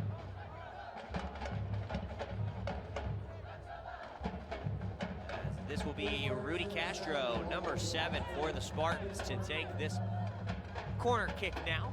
Looking to equalize early on in half number 2. That one played into the box, headed away by the Lopes, and then the extra touch from Tyler Hughes gets it out of harm's way. And now the reset with David Sweeney. He'll play it back out wide, looking for Castro. It'll get over his head and out of bounds, and the Lopes will take back over with Nick Barrerio. Well, nice job offensively by San Jose State, trying to put the pressure on right off the bat here against George Tesouris with their first corner kick of the half. But right there was Ariel Aguas with the header, able to bat that one away. As again, the Slopes defense breathing down the necks of these Spartans, and you can say the same for that Spartans defense against the Lopes offense. Both defenses playing really well up to this point in the first 47.5 minutes in this game. The Lopes, of course, just coming away with the one score. So San Jose State, excuse me, will have the ball now on that far side on the defensive half, looking to get something going, and they are going to need at least a goal here in the next 43, 42 minutes now on the clock remain. They're going to look to claw their way back into it. They've had a couple quality chances, but of course the defending WAC tournament MVP and preseason Defensive Player of the Year, George Tesouris, has played strong so far here tonight, and really all season long. We talked about it earlier, just giving up 8 goals on the season, and 4 of those came in one game, but that was on the road in Blacksburg against a very good Virginia Tech team that was ranked 17th at the time. And not to mention that they had to fly into Charlotte and then drive all the way up to Blacksburg. And if you're out there on the East Coast, you know that's about a 4.5 hour drive. Talked to George right after that game, said that that trip definitely affected the way they played that day. But you mentioned that game and one other. Really the only 2 defensive holds this season for George Tesouris. He's been phenomenal all year long. Phenomenal on that road trip, only allowing those 2 scores. The offense just couldn't step up. As it once again, the offense looks to break out here in half number 2, already up 1-0 in the game. So Ray Gatan now will look to get something going, and he's really been the orchestrator of the offense so far. Him and Austin Day going to get credited with the assist. Give Gatan the hockey assist, and the primary assist goes to Austin Day on that Justin Rasmussen goal. You know the Lopes, every time except, or 2 out of the 3 times they've been at home thus far this season, they have, or 2 out of the 4 rather, excuse me, they have scored multiple goals. That 3-0 win against Northern Kentucky to open up the year, as that one gets played into the middle. Hughes can't quite run onto it. That one will stay inbounds. Good job from David Sweeney to keep that one in. And And then the 2-1-0 shutouts against Incarnate Word, and then the Pac-12 opponent, Oregon State. Well, that Oregon State game was a thriller just a couple of weeks ago, Kyle. We were on the call for that game, that 1-0 win. Of course, Aristoteli's with the goal with about under a minute, I would say 30 seconds left to play in that first half against OSU. And definitely a stunner for OSU in that game, and another great attempted steal there from the Lopes, and it looks like they're gonna get it. Good job from Gatan to fight through the contact. He's double teamed in the corner, and a foul coming on the Spartans. Now a little talking to from the official as both teams now with 7. And the Lopes gonna threaten from that near side corner now.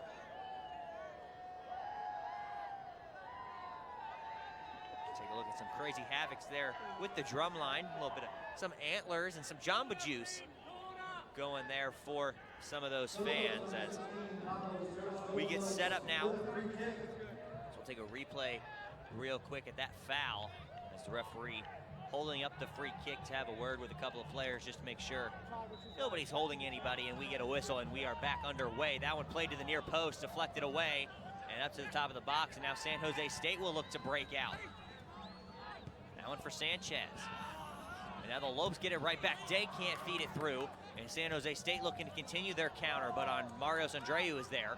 He'll play it back for George Tesouris, and Tesouris now will have a chance to get rid of it, and he will boot it away, and it'll go out of bounds. Well, it was a nice idea there from Danny Sanchez just moments ago around midfield, passing it off to, I believe it was Finley Wood, who had a chance to break away, but the Lopes right there defensively. I think it was Austin Day on the interception there, so another golden opportunity for San Jose State to break away, just couldn't come through. Here comes Austin Day on a good interception. He will start the break for the Lopes. He'll feed Pambos Aristotelos, but it'll be slide tackled away. And the Spartans will regain possession. Well, if there's one thing you could take away from that play, Austin Day looking to put a little, or at least a little bit more pressure on that pass to Aristoteles, as, like you mentioned, Rudy Castro there for the interception. San Jose State will start things up at midfield. We'll look to start an attack now. Still trying to equalize. That one played into the middle. Move around into space and looking to lay it off for Castro. But good defense again by the Lopes, who really close down and suffocate that middle of the 18-yard box when the ball gets there to force turnovers. And they've done that here tonight.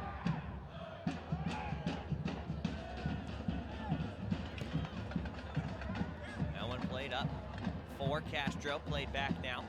Looking to get a run into Castro over the top. Swing and a miss, but Isai Easley right there to clear it away and out of play. And a throw in coming, and now looks like Pambos Aristotelos will be down for the moment.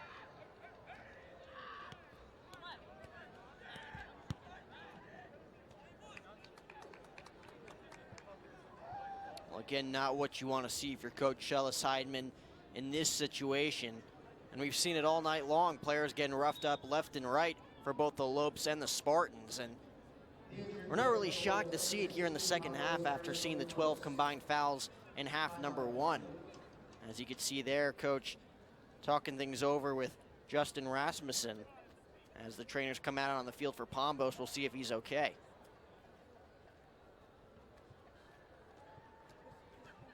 Now each side going to be able to get some water as the clock is stopped just a few seconds before we hit the 53-minute mark in this one.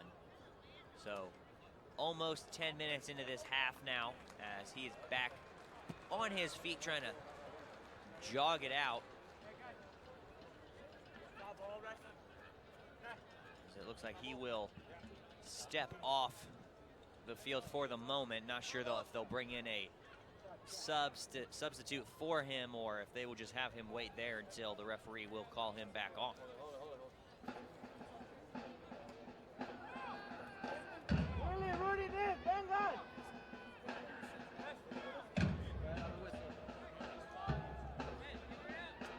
So he will come off the field as a throw in for San Jose State. They'll play it back.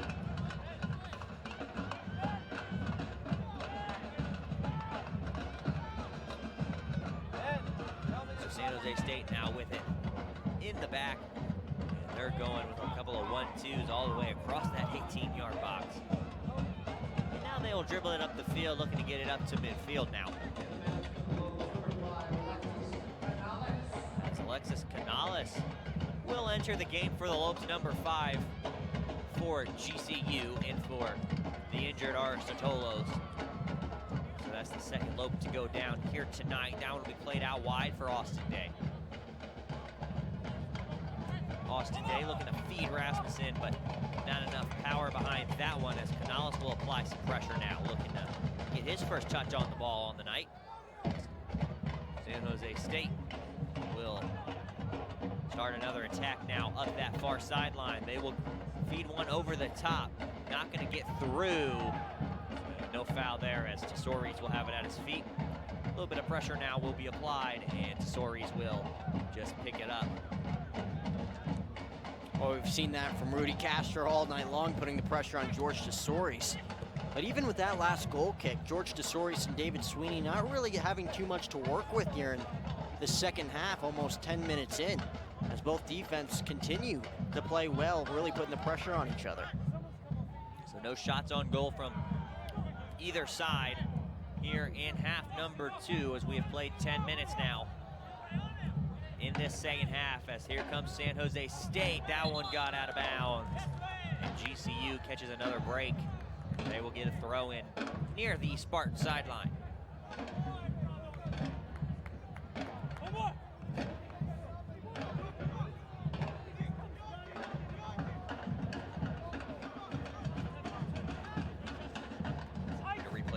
Good eye from the official.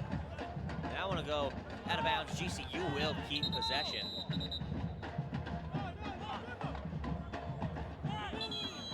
So the referee will have some communication with his assistant.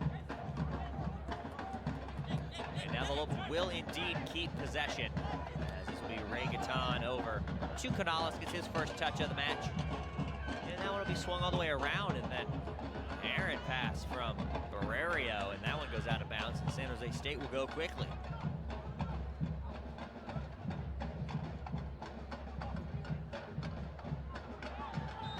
And now a foul on the Lopes, and Marios Andreu upset with that call. And now San Jose State will get a threatening attack here, looking to put some pressure on the Lopes defense and George Tesori's.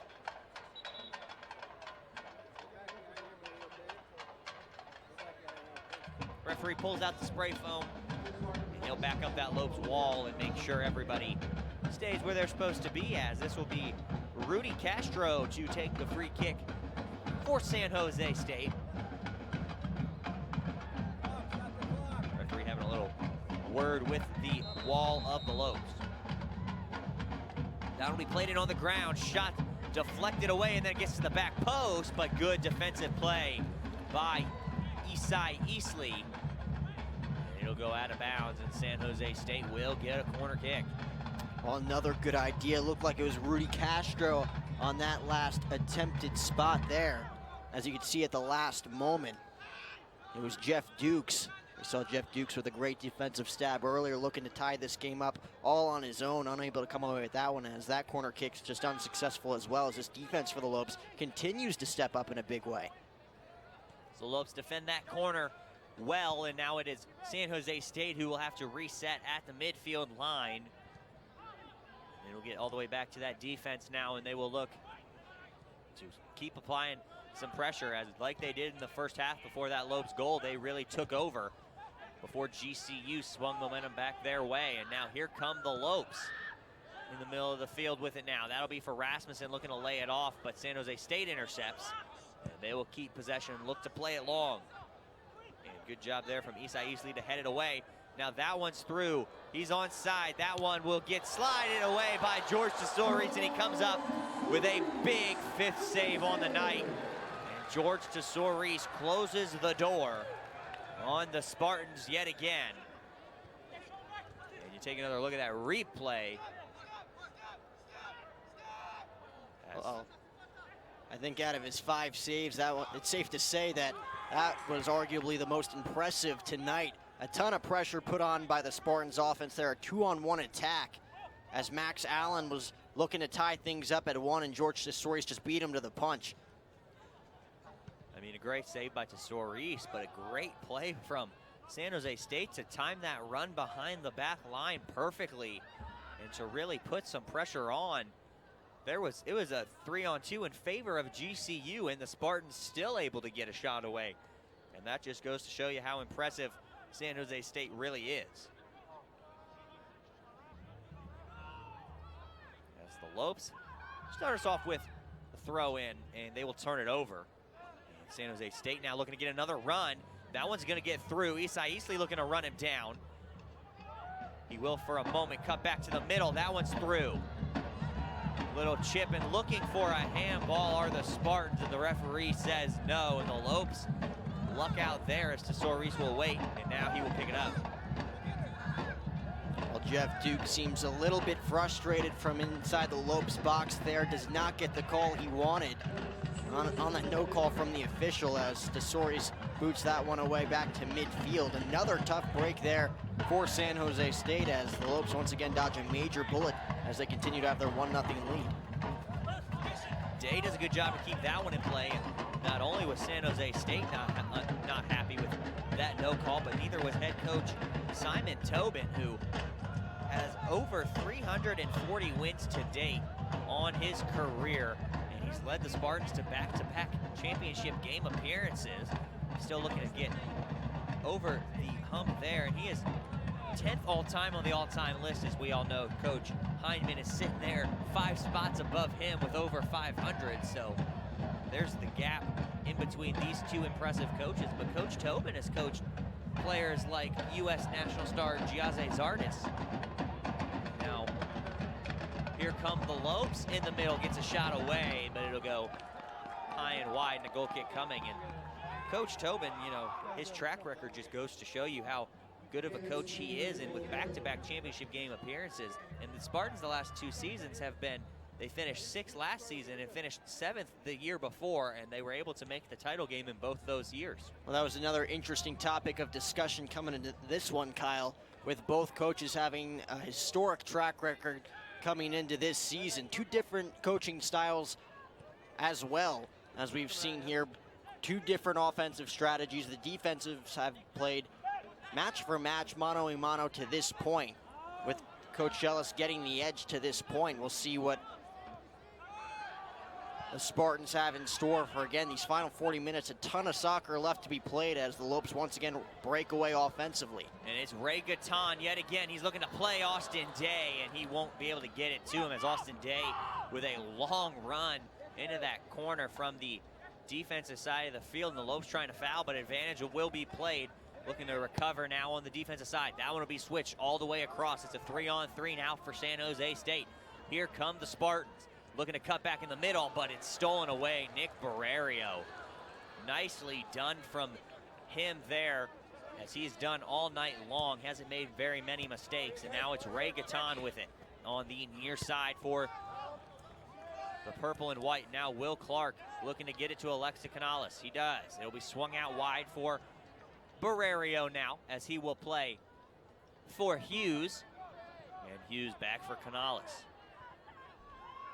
And now Marios Andreu, who scored that goal against Incarnate Word the last time the Lopes were here at home, looking to cut back. It's Rasmussen with it, trying to return pass to Will Clark, and he will drop it back. Canales will send it right back to his buddy back there on that back line. And now it'll be back to Isai Easley, who will have to play it back to George Tesorius. Now the Spartans looking to apply some pressure out wide for Ariel Aguas. And he's going to direct a little bit of traffic, and he'll get it right back on the little 1-2. Aguas looking to make a move. It'll be out of bounds. Lopes will keep possession on a throw-in. Both sides going to make substitutions now to be Hugo Logan for the Lopes. And it'll be Eduardo Wenfield, number 13, for the Spartans, checking back in, along with number 17 for San Jose State. That is Suleiman Korami for San Jose State. As GCU looking to add on to their lead. Now San Jose State will play it back to David Sweeney.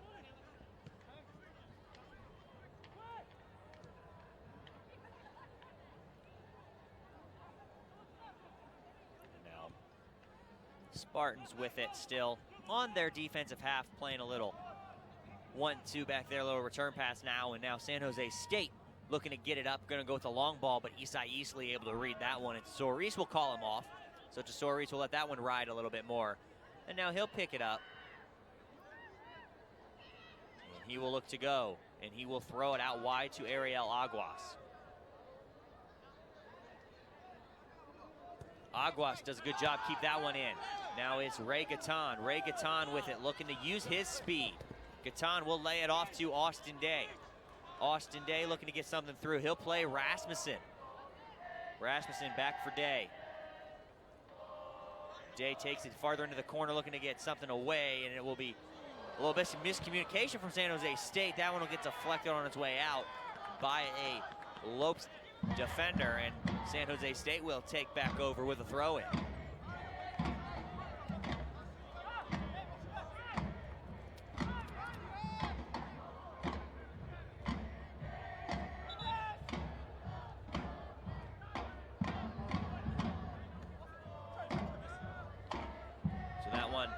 All the way back in. Isai Easley will play it back to his goalkeeper, George Tesoris, who will boot that one long. And a foul coming on the Lopes.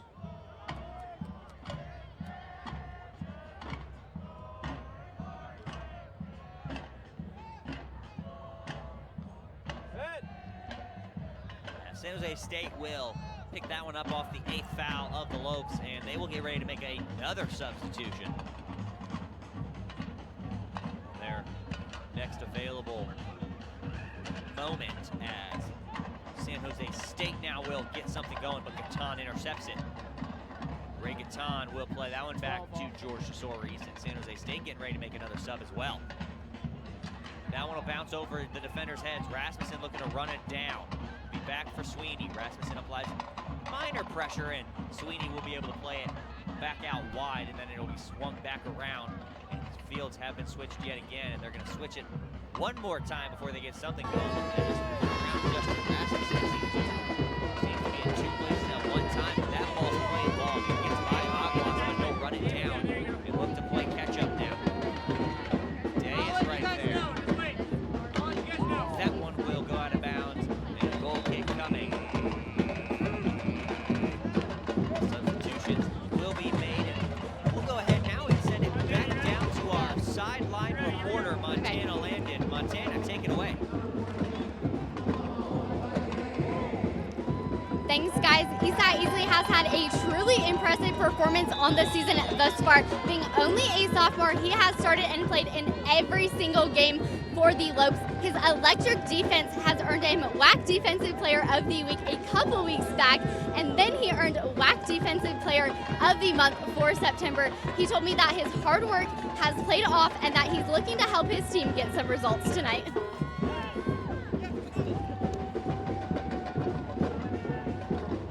Thank you, Montana. As Tesori sends that one away, as the Lopes' last substitution moments ago was number 14, Clement Vanier. That one goes out of bounds, and now it will be San Jose State to take over as we enter the 67th minute of play here in the match. Just 23 minutes remain, and San Jose State still looking to get a goal and get by Tesoris. Just one shot on goal in this half, and Tesoris came up with, to date, his most impressive save on the night. Well, we were talking about that, Kyle. The only real threat so far in this half for San Jose State came on that save from George Tesoris, and we did talk about it, arguably his best save of the night out of the 5. But other than that, the Spartans have not really been able to put anything together offensively, as the Lopes are looking for one right there. And that one will not count, as Ray Gatton almost got on the board, but the offside flag was up. We'll take another look at that good scoring opportunity from GCU. As you can see, that was Tyler Hughes playing it in over the top for Gatan, who would have stuck with it, but the offside flag did go up. And the obvious call there from the official, as Gatan was just a little bit too close to the net there, as David Sweeney knew it right off the bat. So Lopes will take back over with a throw-in on that far side.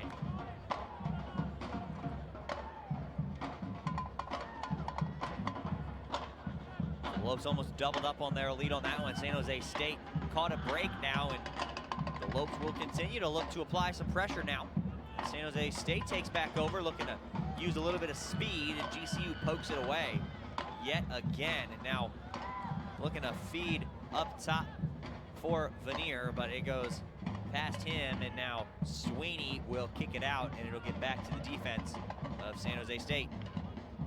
Well, again, the only thing we haven't seen tonight from either offense is having the ability to work with some space as both defenses continue to breathe down the necks of each other. You can see right there Justin Rasmussen all over Jeff Dukes here on the near side. And another foul as San Jose takes over yet again. Again, looking for space right here. It's going to be the biggest factor if they can get going offensively in this one. Have not been able to create separation from this Lopes defense. Another 2-on-1 attack here as the Lopes intercepted yet again. Marios Andreu making a couple of moves. He's around his man looking to start a run. Can't quite get that one up to Vanier. And now San Jose State takes back over.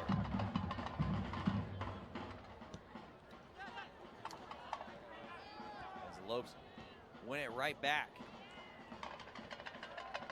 And they'll have to play it back to their defense, and they'll look to start over.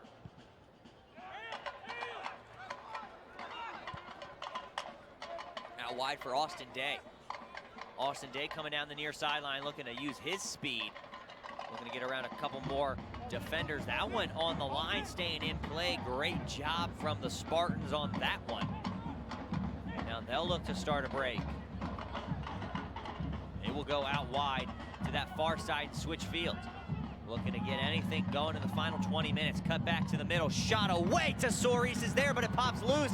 And now the rebound to Soares again. And they're gonna say that one came up clean.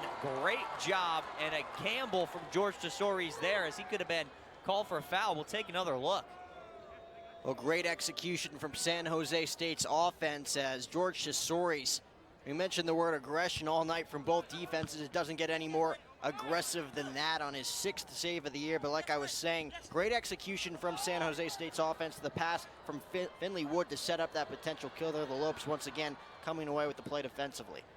Gatan out wide, gonna go to the middle, and the bicycle kick is gonna be too high. And the Lopes almost put away a beauty. And that was Clement Vanier again, number 14, getting his first shot as he came into the game just 4 minutes ago. And now the Spartans will make a substitution. And the Lopes will also make one, but they won't be able to until the next dead ball. Well, this place definitely would have come unglued here if Vanier was able to connect for that bicycle kick. We haven't seen too many of those this season so far from the Lopes as Sweeney kicks it away. As Marlon Atondo gets ready to check in for the first time rather for the Lopes. That one goes out of bounds. Castro couldn't keep it in, and now the Lopes make their substitution. It'll be for Ray Gatan, who will exit for the first time here tonight, and he's played a very hard 71 minutes. As Day gets set to get us back underway with this throw-in now. You get off Atondo's back to Hugo Logan, who gets bumped. And a foul coming on San Jose State. Their 8th foul of the game, and now we have 17 between the two teams. Well, not quite reaching that number we saw in the championship game last year with the 29 fouls, but we've seen it all night long. The brutality has been unreal from both sides. A lot of players getting banged up here, as you just mentioned, the 8th overall penalty from San Jose State. No yellow cards so far in this one on either side, so that's a good sign. But again, right there, it looks like that's Engel Farias, a little roughed up, but he seems good to go as we get ready for more action here. We'll see if the Lopes, like the Spartans just did, trying to separate themselves, give themselves a little bit of leeway here Again, already up by 1. All they got to do is isolate the ball on offense. But a quick steal there from the Spartans defense yet again, trying to put the pressure on George Tesouris. As Isai Easley turns it over, and now here come the Spartans down the far side. That one to get out of bounds. Corner kick coming for San Jose State, their 4th of the ball game.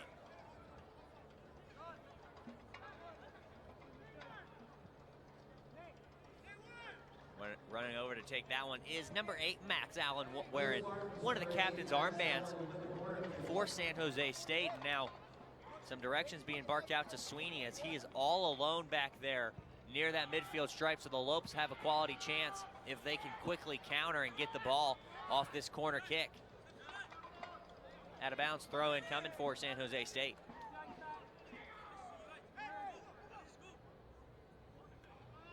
Thrown into the corner now.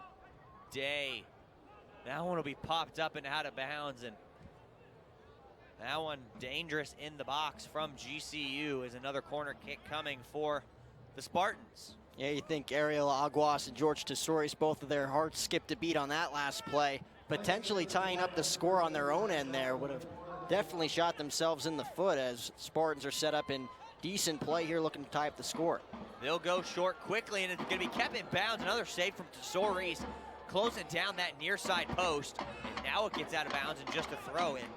So another save from George Tesouris, able to shut down the corner as they look to go short side on that short corner.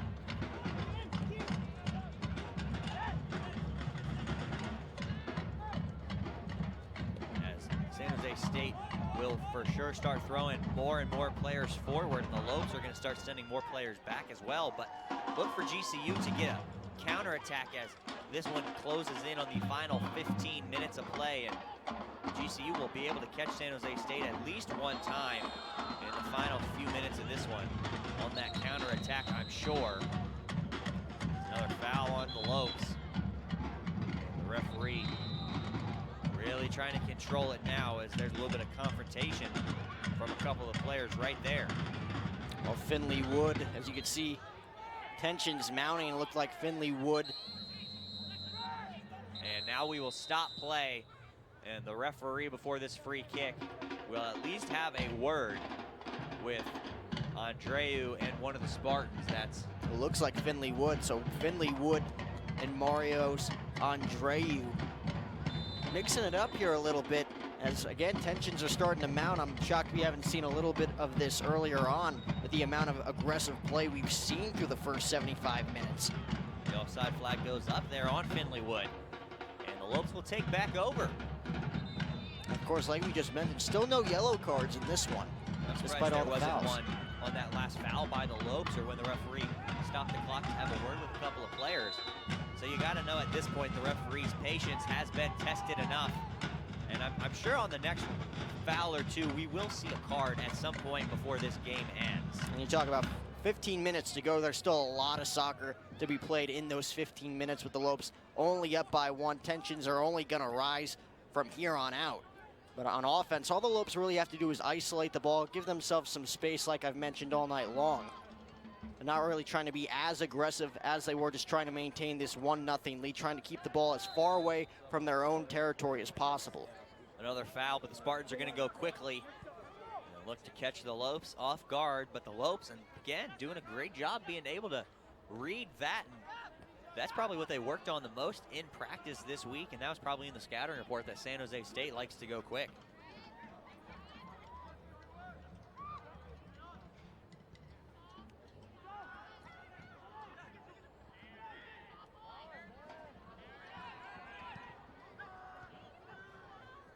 And here come the Lopes, but it's taken away by San Jose State yet again.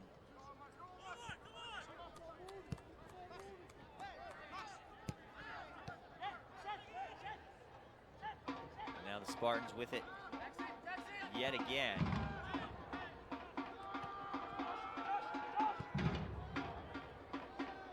And now it's back on the defensive side for San Jose State, as GCU playing really strong defense, as you can tell by the way that back line is shaped right now. The Lopes just trying to play keep away for the next 13 minutes as Delore getting ready to check back in, so that means Coach Hyman definitely not ready to give up on scoring another goal just yet.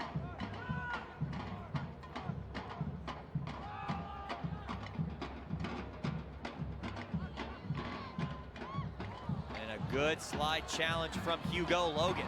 He's gonna play Clement Vanier. Here comes Vanier on the near side. He'll cut back to the middle. He'll cause a collision with a couple Spartans defenders. It's switched out wide. And that one's going to get out of bounds and cleared away, but just for a throw-in. And the Lopes will get Jaime Delore back in the ballgame. Well, Max Allen can't be too happy with that last turn of events. Getting roughed up at midfield with a slide attack from Hugo Logan and then bumping into his own player, colliding with it looked like Rudy Castro down there just outside the Lopes box. So tensions weren't risen before. Max Allen is going to be ready to go in these final 12 minutes as he seems pretty fired up down on the field. So the Lopes will get a throw in on the far sideline near that corner flag. As Canales sends it out of bounds, but off a deflection, and GCU will keep it.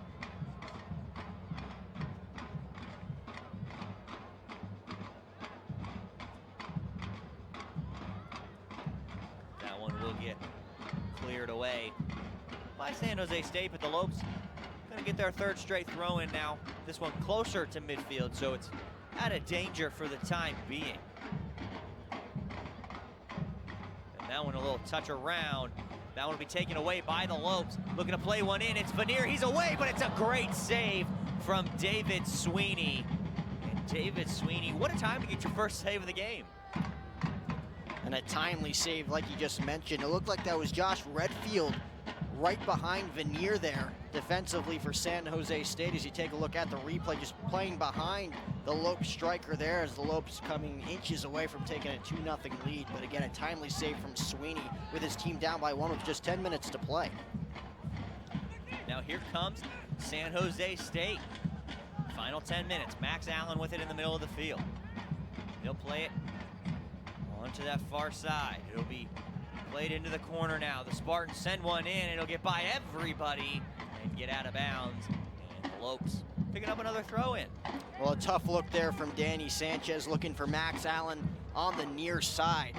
4-on-2 attack there from the Lopes. So not really much to work with from San Jose State, which we've seen mostly throughout this second half, as again, George Tesorius only with 2 saves to show for it here in half number 2, as the Lopes defense has done a tremendous job combating the San Jose State offense, not really giving George Tesorius any trouble to work with here in the second half, as again, only 9.5 minutes left to go. All the Lopes have to do is isolate the ball on offense, not really wanting to give San Jose State any leeway here. Logan looking to find Jaime Delore. Vanier will get a quick touch to that one, but San Jose State will maintain possession as Gatan gets ready to check back in for GCU, along with Carlos Gomez Zavala for the Spartans. It looks like Justin Rasmussen also getting ready for the Lopes to come back in on the next whistle.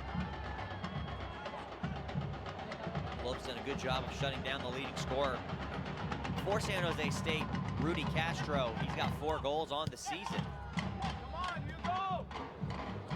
Now San Jose State with a little 1-2 passing now. Has some space in the middle, but it's right at Isai Easley, and he takes it away. That one only gets cleared as far as San Jose State. Now they will look to play one back into the middle, and miscommunication on the run. That one will get right to George Tesorius, who will now pick it up. Will hold it for as long as the referee will allow him here, probably, but instead he'll roll it out quickly for Ariel Aguas. 8.5 minutes left to play. Lopes still up 1-0, and now a hard foul by San Jose State yet again, and that was number 14, Nicholas Brennis for San Jose State, taking out Austin Day on this near side, as Aguas will get ready to take the free kick.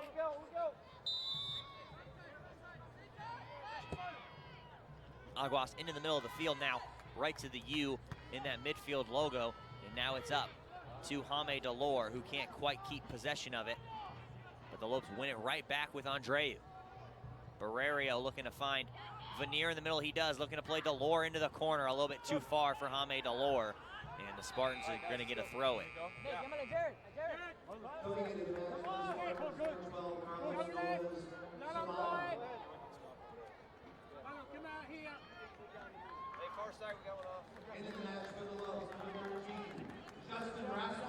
So Rasmussen and Gatan in up top with some fresh legs now. And looking to use their speed are going to be the Lopes as we close in. Final 7 minutes of play here at the GCU Soccer Stadium. Lopes still up 1-0 on the visiting Spartans of San Jose State. But now San Jose State with the ball in an attacking position now and looking to threaten. That one won't get through the middle, but San Jose State will keep possession. That one fed through the middle, looking to go return pass. It bounces back out to the top of the penalty arc, and now San Jose State will look to send one in. That one gets deflected off of Isai Easley, shots away, and it's in the back of the net. And San Jose State has equalized and stunned the Lopes here with 7 minutes left to play. Well, they stun the Lopes, they stun the Havocs, as the GCU Soccer Stadium has gone absolutely silent here tonight in Phoenix as we take another look. An excellent shot off there from Angel Ferraris, as nothing George Tesorius can do on that one. A shocking turn of events here with just under 7 minutes to play here in the second half. This Lopes defense has done a phenomenal job combating this San Jose State offense through the first 83 minutes. But San Jose State coming alive here again with just about 6 minutes and 50 seconds to go, stunning this stadium. And a stunned silence has fallen over everybody here at the GCU Soccer Stadium. And now the Lopes have a chance to get a game winner, or if this result holds in the final 6 minutes of play, we will have at least one 10-minute overtime here on Family Weekend on this cool October night here in Phoenix.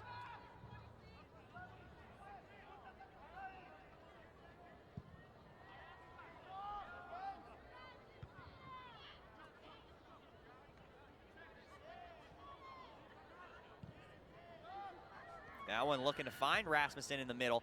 Can't do so, but now Delore with it on the far side. He comes out of that one with it, and he will play it back to Barrerio.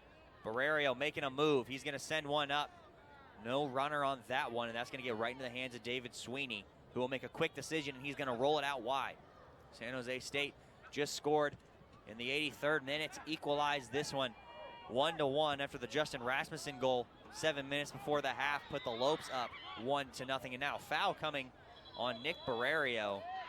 And San Jose State's going to get a free kick right at midfield. So the Lopes now with 11 team fouls on the night, just 9 for San Jose State. And now Isai Easley trying to win that one back as the Lopes fighting for it in the middle. Good fight from the GCU defense, and it's taken away by Austin Day. Who else? Austin Day will play it up, looking for Justin Rasmussen, a little bit too long for him. And then that little pass will make it to San Jose State and Max Allen, who's gonna send one up. Isai Easley beaten again, and a foul coming on GCU. And now the referee's gonna go have a word with his assistant, and definitely a card coming for Isai Easley. It's just gonna be a yellow card. So Isai Easley might have lucked out a little bit on that one as he came in with studs flying right into the thigh of one of the San Jose State players who is still down on the ground. It is number 18 for San Jose State, Omar Limas. It was only a matter of time before we saw our first yellow card in this one. Isai Easley just getting underneath Omar Limas's front leg there as he does not look good at the moment down there on the sideline, as the trainer is going to take a look at him, as we'll take another look with a replay here. As you can see there, Isai Easley with his first yellow card of the night. And it did not look like an awful lot of contact on that one. And that one's going to be right near the 18-yard box. So I think the referee was going over to his assistant to determine whether or not it was going to be a penalty kick for San Jose State. Now the Lopes have to be really careful not to give up 2 goals here in 2 minutes, as Marlon Atondo is going to check back on for GCU. And you got to think the Lopes basically in cruise control here in the second half. George Tesouris, we mentioned, with the 6 saves. And of course, Justin Rasmussen with his goal with about 7 minutes to play in half number 1. Havoc's in cruise control here in the stadium. And then that last goal from Farias just moments ago with about 7 minutes left to play in the second half, absolutely silencing this crowd. It's not what you want to see here in the final 5 minutes, as San Jose State all of a sudden on a roll here, trying to come away with a late victory. It looks like Eddie Sadie is going to come into the game for San Jose State. He's going to get his first minutes, so he is definitely fresh off the bench with probably some speed up front, as George Tesouris has to be careful that this one doesn't get bent into that near post, as it will be a shot, and Tesouris punches it away, and then that shot out of bounds. And Tesouris unhappy with the official, saying somebody made contact with him, but he's going to get a goal kick. And we'll take another look here and see if anybody did make contact with him. Close call there, as you could see down the middle of the field. Looked like Jeff Dukes may have made contact with the Lopes goalkeeper. As like you mentioned, George Tesouris disgusted with the call on the field. But you got to think it's a plus for the Lopes, as San Jose State does not come away with another goal, as the Lopes are going to have one more chance here with about 4 minutes to go. Tesouris every right there, as that one was a dangerous play coming in with the cleats up near the face of George Tesouris. So that one will get deflected. This is Ray Gatton with it. He's looking to find Austin Day. Can't do so. Out of bounds. San Jose State takes back over. Final 4 minutes of this one. In crunch time now for the Lopes and the Spartans. The next goal will probably prove to be the game winner.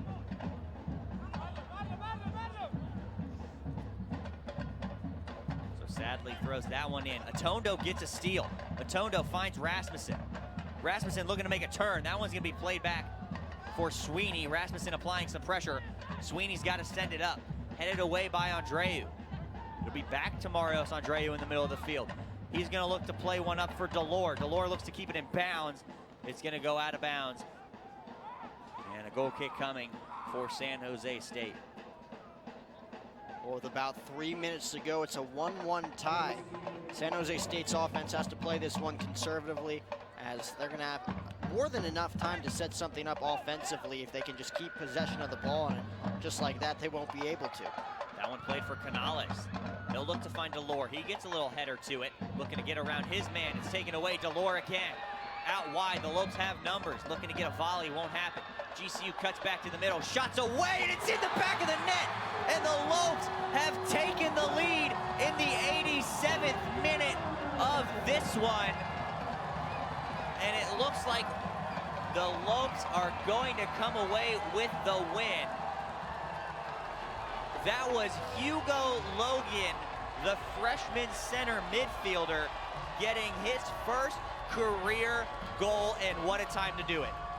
Dare I say it one more time, signed, sealed, and delivered for the Lopes freshman Hugo Logan. First goal of the season. Couldn't have come at a more timely manner for the Lopes. And again, just 3 minutes left in this game. The game not over yet for San Jose State, but definitely a real shot in the foot for the Spartans after coming away with that goal just moments ago to tie things up, bringing the life back into that offense, as this stadium went from silence to an absolute eruption and madness here in the GCU Soccer Stadium. You can see another thunderclap from the Havocs in the Havoc section, as well as throughout this entire stadium here in Phoenix, Arizona, as the Lopes look to close this one out one more time. So final 2.5 minutes of play.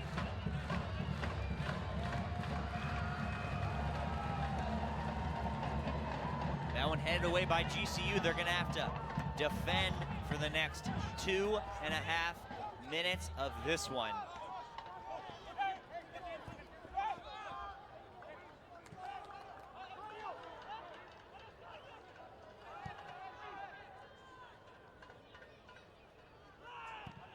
So now here comes San Jose State. They send one long. San Jose State with it now in the corner. That one out of bounds, and San Jose State will keep possession.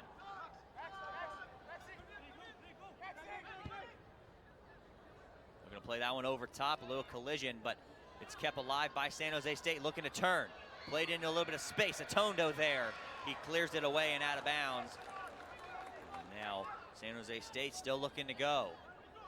Final 90 seconds of this one. That one played into the box, the collision. And their referee is going to call a penalty kick on the Lopes, and San Jose State has a chance to equalize.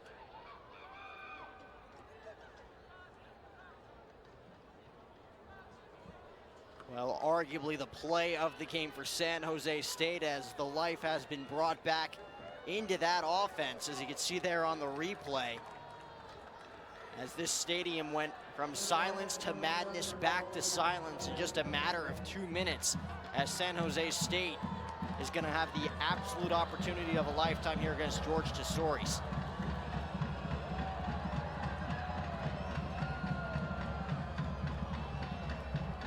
Penalty kick for San Jose State.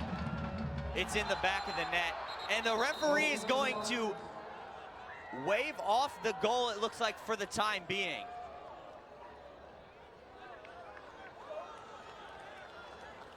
We will have a retake of the penalty kick. I'm not exactly sure why. Not sure everybody was ready, or it was for the hesitation in the run-up, so Tesouris gets another chance. Scoring for the Spartans, number 7, Rodolfo Castro. At 88-35, Spartans 2, Lopes 2. And the Spartans have equalized here in Phoenix.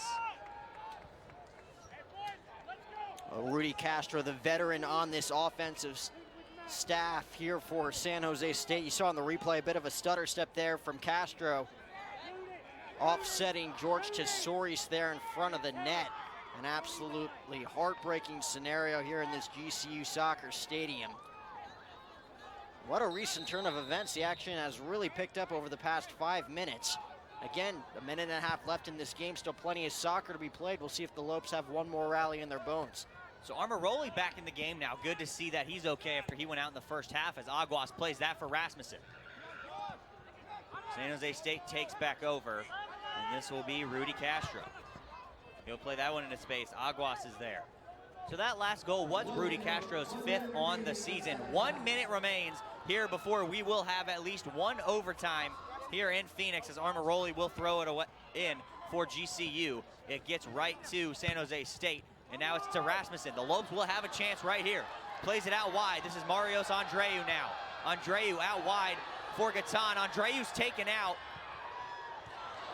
and the referee not gonna blow the whistle, as San Jose State's gonna get a chance to counter now. Lopes do a good job to get that one out of the way, and Isai Easley will have it with 20 seconds remaining.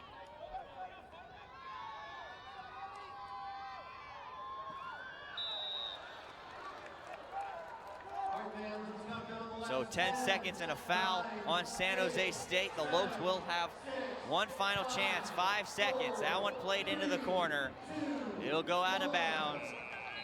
And San Jose State able to answer twice. And we will have at least one 10-minute period of sudden death overtime. Well, an absolute incredible turn of events, Kyle. Lopes defense really playing better than they did in the first half for the first 38 minutes or so, and then with about 7 minutes left, of course, Angel Ferraris coming away with the score to knot things up at 1. And then the Lopes quickly able to counter with about a minute and a half later to take the 2-1 advantage. Hugo Logan coming away with his first career goal at the collegiate level. And then, of course, Rudy Castro comes away with the penalty kick. absolutely silencing this crowd. Didn't expect to see overtime here tonight on Faith and Family Night, but they're going to get it. 2-2 going into the first 10-minute period here in overtime. So overtime will be at least one 10-minute period. Sudden death, golden goal soccer. First team to score will go away victorious. If still tied up after the first overtime, we will have a second 10-minute period, and then this game will end in a draw if still tied at 2. And the Lopes will look to bounce back in the first overtime and go home early in that overtime with a win. And we'll see what happens when we come back right here on GCU TV. Part of my motivation of becoming a doctoral learner was so I could immediately start using the information that I was learning in the courses as a tennis coach here for my student athletes. I think that it set a good example for those around me to know that things can be accomplished. My name is Greg Prudhomme, and I just defended my dissertation to earn a degree in performance psychology. There's a thunder in all of us. Come find your purpose at Grand Canyon University. About time we watched it. Getting ready to trade it in. What are you doing? Just a little shopping. Wait, a new truck? Don't you think I should be involved? Of course. We'll head over to Sanderson Ford as soon as I'm done. I don't have time today. Hope we're going with 4 doors this time. Ooh, of course. I know exactly what I want. I mean, we want. A lightning blue Ford F-150 Super Crew with EcoBoost. All done. Shop from home, buy from home, we deliver. From the dealer you can trust, Sanderson Ford.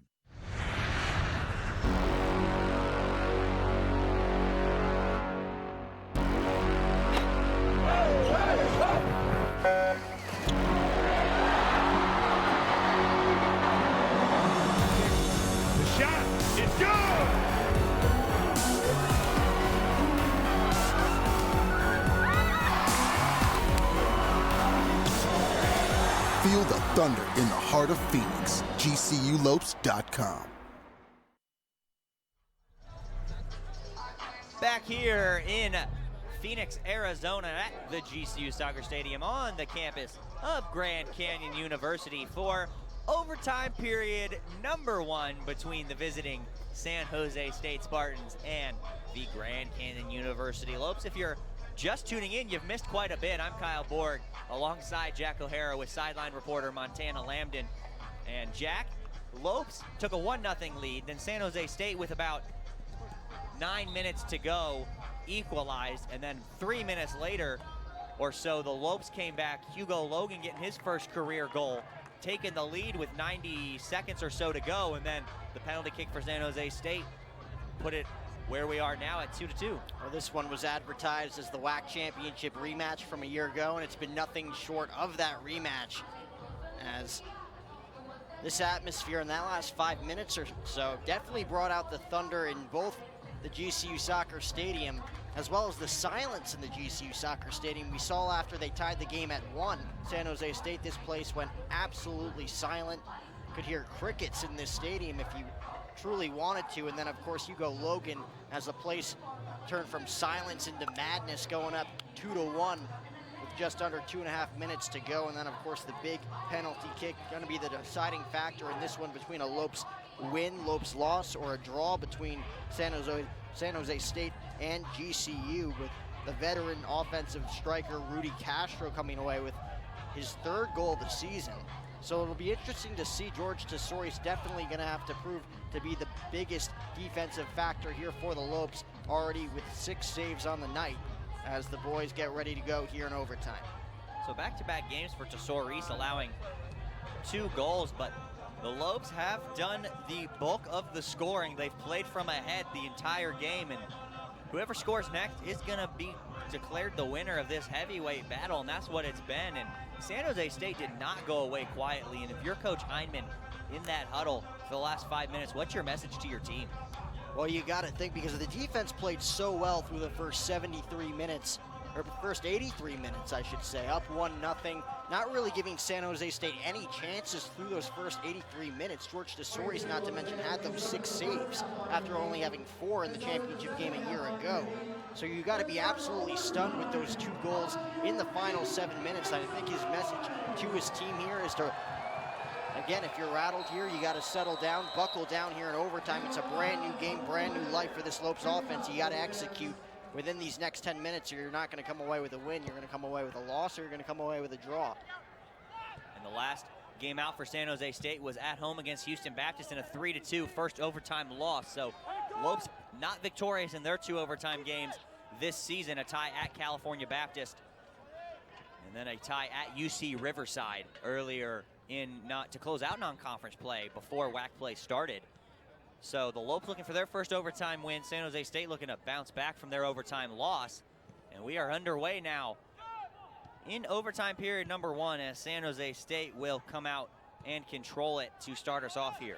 And we mentioned the Spartans coming in this one, looking for motivation after starting the year 2-8, still looking for their first win on the road. We mentioned how tough it was going to be in front of these Havocs here in Phoenix, Arizona. But if they can pull out a win tonight in the fashion that they've played so far in those final 7 minutes in the second half, what a momentum swing, what a turn of events here for the Spartans, trying to turn their season around and looking for their 3rd win in WAC play with their first win on the road. So now the Lopes looking to get anything going here, put some pressure on the freshman goalkeeper for the Spartans. And then Barrero a little bit tripped up behind the play, but here comes San Jose State, almost getting into space. Now they do switch it, but it's deflected by GCU, and it's a good job from the defense there. And a foul on the Lopes, and in a dangerous spot just 40 seconds into overtime number 1. San Jose State will have a chance here to win it. Well, it looks like it was Nicholas Brennis there, got roughed up by the shin area. And again, not the spot where you want to have your first foul here in overtime for the Lopes. Very dangerous and precarious situation here. Again, just 2 minutes into this overtime period as George Tesouris once again with his back against the wall looking to save the Lopes from their first loss at home here in front of the Havocs. So the 15th foul on GCU in this matchup. And this one is probably the most dangerous spot from about 28, 29 yards away. It will be Allen and Castro over top of the ball for San Jose State.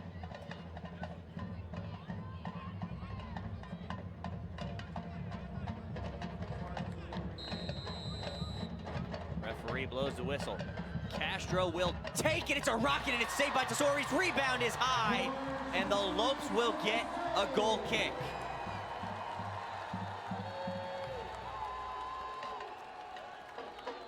Take another look at the big save from George Tesouris. He knew that shot was coming, read that one beautifully, and then he might have saved that rebound chance as well as he got up really quick. I think that's the second time we've seen Air George in this one. And the offside flag goes up, and GCU will get another free kick chance. Here comes Ariel Aguas now, looking to play one up, trying to get that one through, can't do so, looking for a Tondo. That one played back into the middle now. And another foul on GCU, that's gonna be on Andreu, foul number 16. And you got to be a little bit frustrated now if you're Nicholas Brennis, getting a little roughed up here in overtime, already 4 minutes into this period. First, the shin shot on the lower half, of course, with the upper body there. So we'll see if he plays a factor offensively in these final 6 minutes as, again, San Jose State gaining possession. Throw in from San Jose State will get it back for GCU. That one's going to be deflected. San Jose State wins it right back. Now look to get something going, but nobody there. And now Marlon Atondo for GCU will play it out wide for Nick Barrero. Back in the middle for Marios Andreu, who will make a turn, and now he'll make a decision. He'll play it back to George Tesouris, who's well out of the goalie box this time. And Ariel Aguas now plays it back to George. And 5 minutes remain here in the first overtime period. The Lopes now with solid possession, really trying to keep control of it after a little bit of a scare from that dangerous free kick just a minute into this overtime. So Julian Armaroli has the ball for GCU. He'll play it for Justin Rasmussen. Rasmussen will make a nice little spin, and he'll stay on the ball. He'll feed Armaroli. Armoroli back for Tesorius, who's going to call Easley off, and now Easley will get the ball. And he will start something for GCU in the middle. Back for Easley. Now looking to play for Rasmussen. Rasmussen looking to turn. He turns it over. And now here come the Spartans. Big switch to the fields this time. Barrerio trying to get back in position. He does. Now the Lopes will have to defend yet again. San Jose State looking to cut back. They do. That one will be played in the middle, and it's cleared away by Armoroli, not very far. And now out of bounds, goal kick for GCU with 4 minutes remaining here in overtime number 1. Well, those 2 goals late from San Jose State have really brought the life and the energy back into that offense we've seen in the first 2 halves of this game tonight. The Lopes offense being the ones putting the pressure on David Sweeney. It's been a turn of events as George Tesorius' back has been against the wall through the first 6 minutes in this overtime period. Hugo Logan turns it over for the Lopes, and now San Jose State turns it back over. Logan trying to keep possession of it, and the Lopes will get it back to Eastside Easley, and now out wide for Barrerio, and now look to get something going as they will cross midfield to Jaime Delore now. That one played up. Delore looking to send one in, he will bounce over everybody, but Austin Day's gonna let that one roll out of bounds, and a quick throw in for Julian Armoroli. Lopes looking to stay on the attack. That one's gonna be played out wide, headed away. Barrerio right there. Almost a miscommunication from the Lopes. That one will be dropped back. Now swung out wide for Ariel Aguas. Aguas for Julian Armoroli. Coach Hyman directing a little bit of traffic. That one played in over top, gonna get over everybody, and then headed back in by Andreu. That one's batted down in the middle. A little bit of a deflection, and David Sweeney's gonna end up with it as we have just under 3 minutes to play now, and a quick rollout from David Sweeney. Lopes will have to defend yet again. Now we're looking to get through. Ariel Aguas, he does a good job to keep it in front of him. Played in the middle, good step by Eastside Easley. And Eastside Easley will start an attack for GCU. Gonna feed Rasmussen. Too big of a touch. San Jose State takes back over. Played out wide now. San Jose State looking to get at least one more attempt off, and Aguas will get called for foul number 17 by the Lopes on this match. Just 10 for San Jose State. So 27 combined between these 2 squads with 2 minutes left. And substitutes, it looks like now, for GCU. And also one for, it will be Sanchez for San Jose State, but it looks like Hughes and Will Clark coming in for the Lopes the next chance they get, as this will be Max Allen getting ready to go with minute 40 to play in overtime number 1. That one will be played into the middle. Atondo will let it roll for a moment and then play it out wide, and a throw-in coming for San Jose State.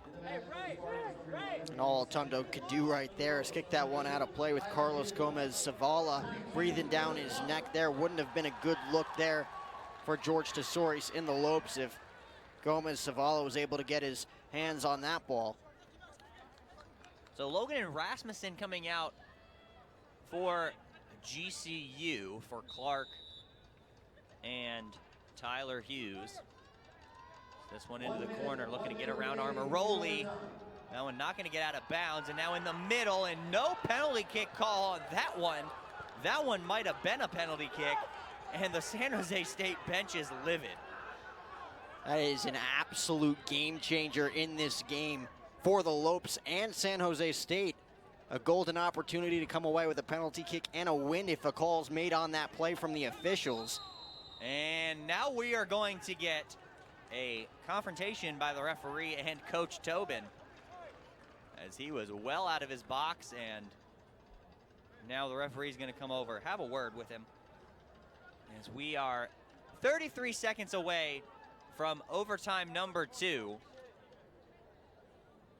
And a throw in for San Jose State. And it looked like that was Nicholas Brennis again getting roughed up, and no call on that play. Almost coming away with his 3rd foul in this overtime. And that one's going to be a foul on the Lopes, and they will have to set up their defense quickly as San Jose State's going to go in. A good play by the Lopes to get in front of that ball to make the referee back him up. And now he'll stop the clock. So 14 seconds remain. Tesorius has to defend here, and so do the Lopes defense to force overtime number 2, and another dangerous free kick coming, and San Jose State has put the pressure on all night long off these free kicks. So foul number 18 on the Lopes. 14 seconds remain. In swinger, headed away. Tesorius comes up with another big save, and then it'll be cleared away by the Lopes. Hughes gets enough of it to force it back to midfield and back to Sweeney. And Tesorius again comes up big. Save number 9. George Tesorius ties a season high, and we will have overtime period number 2. Well, the biggest factor in this first overtime period, Kyle, has to be San Jose State's offense really putting the pressure on George Tesorius like they haven't done all night long. You mentioned the 2 kills or the 2 goals in those final 7 minutes, forcing this overtime period. But George Tesorius really stepping up his game as San Jose State's offense stepped up their game as we go into our second overtime period. The Lopes offense is definitely going to have to step up in this second overtime. We really didn't see them put any pressure, any sort of pressure really on David Sweeney in that first overtime period. So look for them to step up on offense as they look to give George Tesorius a little bit of breathing room. That would be much appreciated, I'm sure, by George. Is a lot of times in these overtimes, one team dominates, and then if the defending team can get it to the second overtime, they'll take over. So look for the Lopes really to pick it up. They subbed out Rasmussen and Logan probably to give them a breather just before this second overtime. I'm sure they'll come in late, probably around the 5-minute mark or so, to come back in and try and get a late winner for GCU. And I know Coach Hyman doesn't want another tie. He'd love to see his team come away with this 3-2 hard-fought victory. And I know the Lopes have been playing aggressive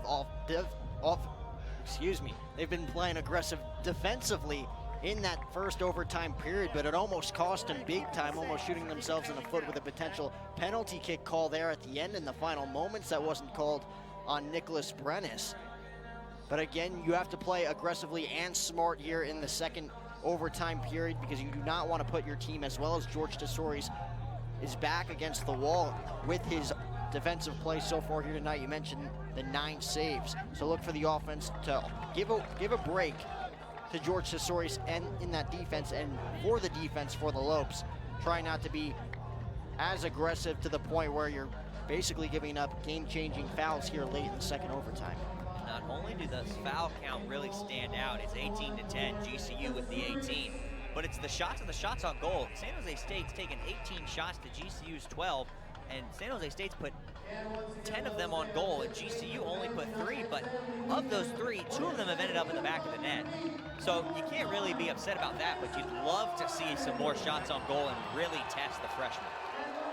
We'll see if they can test David Sweeney. He mentioned the difference in numbers. David Sweeney has not had too much pressure put on him, but when it is, the Lopes are able to connect. They're able to pull the trigger, whereas George Tesorius has been able to combat this San Jose State offense all night long to this point. So San Jose State will start us off in the final overtime period. 10 minutes remain between the Lopes and the Spartans. The next goal will be the game winner. And the Spartans start us off. They're dropping all the way back, and you can already tell the Lopes coming out on fire here in overtime number 2, applying a lot of pressure early on. And a good step from Isai Easley. He wins the ball. He'll look to get it through, and he'll keep it, but it'll be deflected away by San Jose State. And then a big attempted clearance by Barrerio will be deflected, but it gets all the way back to Tesorius, who does the smart thing and lets it roll out of bounds for a goal kick.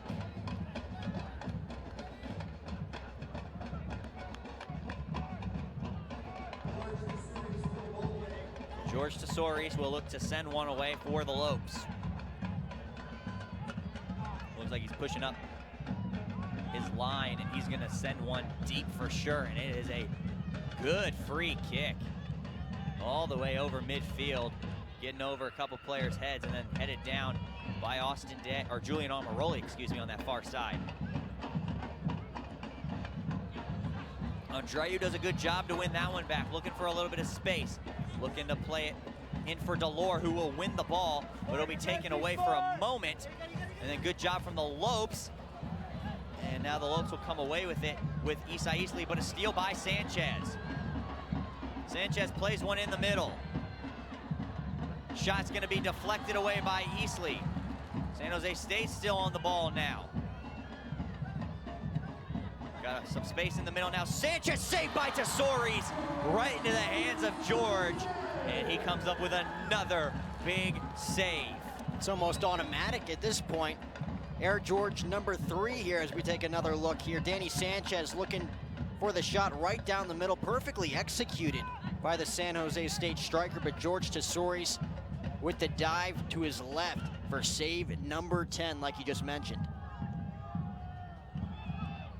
So that one out wide.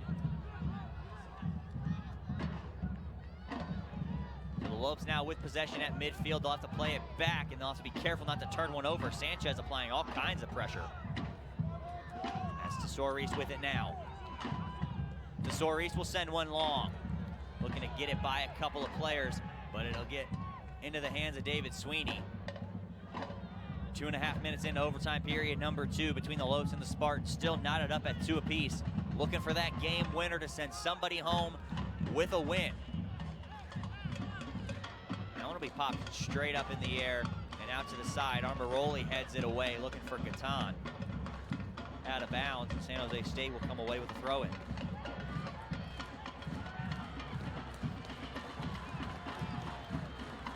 So San Jose State taking some time, tying their shoe over there. Now they'll switch throwers. And now the referee will stop the clock. 3 minutes into overtime period number 2.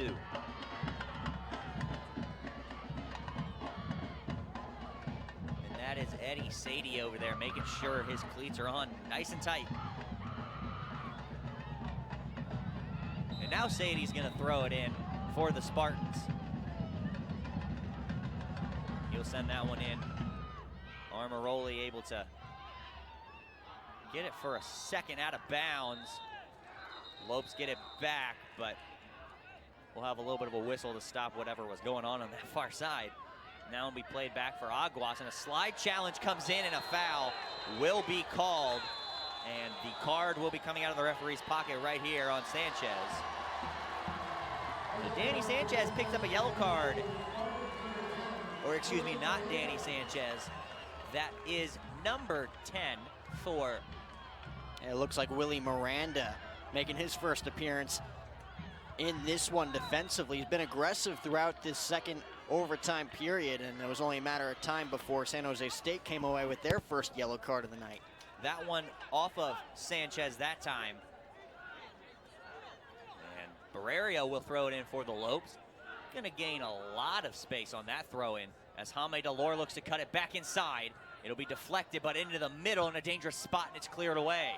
6 minutes remain in overtime number 2 now. Popped up in the middle again. Looking to calm it down are the Lopes. That's Andreu in the middle. He finds Clark. Clark for Delore now. The Lopes have a chance. Delore into the middle. It'll be cleared away, out of bounds. Throw in coming for GCU. They're still on the offensive attack now and can still threaten with good possession here. It's thrown in quickly to Andreu. Andreu will switch it to Julian Armoroli. Armoroli plays one long and in, and that's going to be right into the hands off of one hop to David Sweeney, looking to pick out Jaime Delore, unable to do so. And now San Jose State will punt one away as Isa Easley all over that one to get it out of the way for a moment. Now in the middle of the field, this is Castro. Plays it back now, and San Jose State has a chance. Back for Castro, stepped away by Isa Easley, and now the Lopes look to counter. This is Will Clark with it. He'll play Jaime Delore. Delore almost turning it over, but the Lopes get it right back. He had Tyler Hughes in the middle of the field. And it looks like Castro's gonna go down for the time being. Referee immediately stops the clock. Just under 5 minutes now is what they will tend to Rudy Castro. 13-4.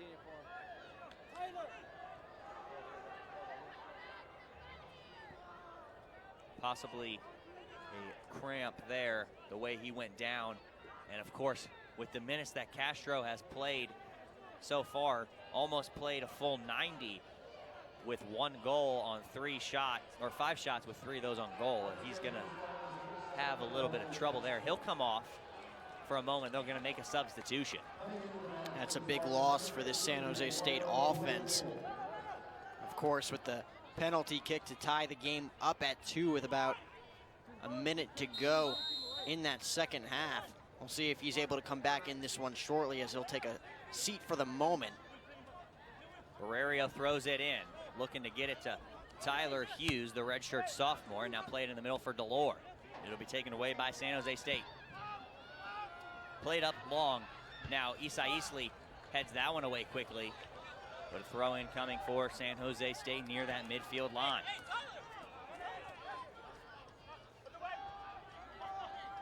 Four and a half minutes remain in the second overtime period here at the GCU Soccer Stadium. Still knotted up at 2. And a couple of good chances from both sides, but only San Jose State has really tested George Tesori so far.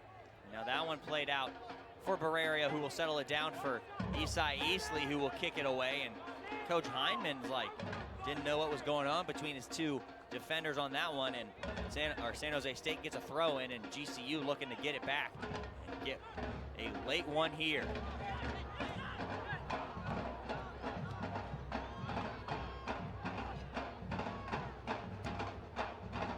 So played all the way back.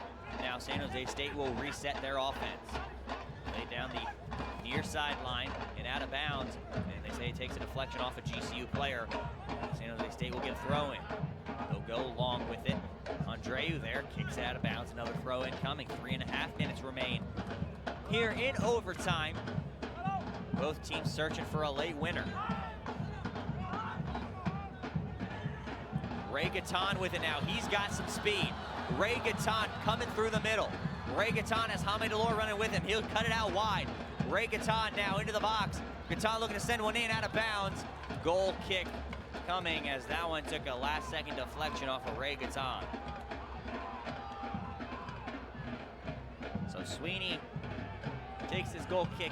3 minutes remaining here in overtime number 2. And now Marios Andreu is down, and will stop the clock again. They will check on him and make sure he's okay.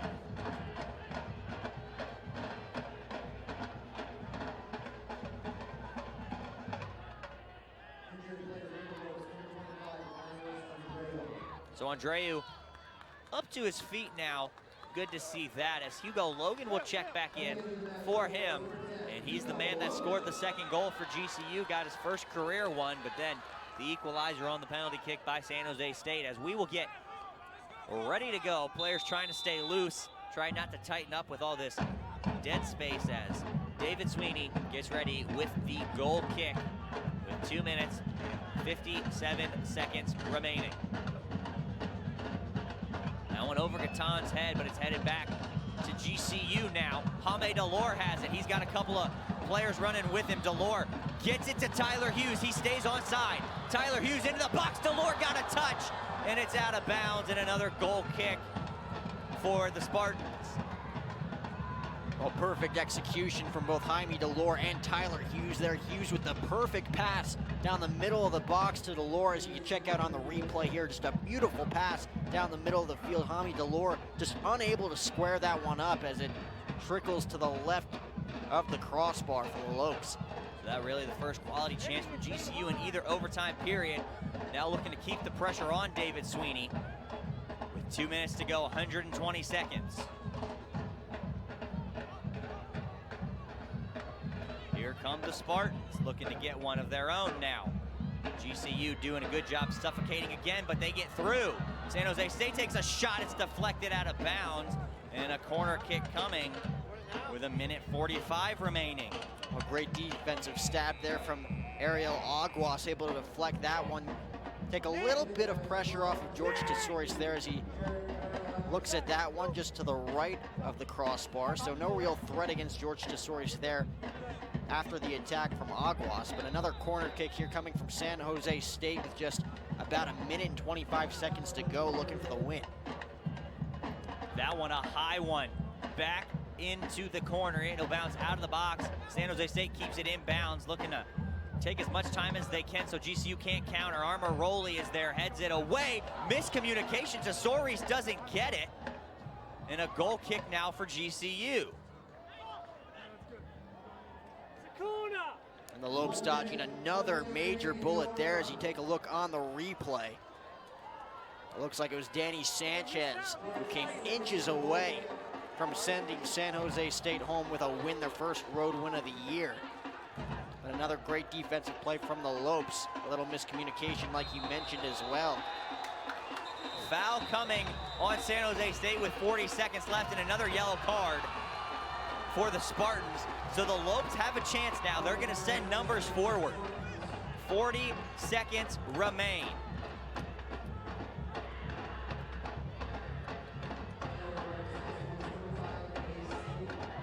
That is going to be Sadie's first yellow card of the match. And GCU has the opportunity to put one in the back of the net.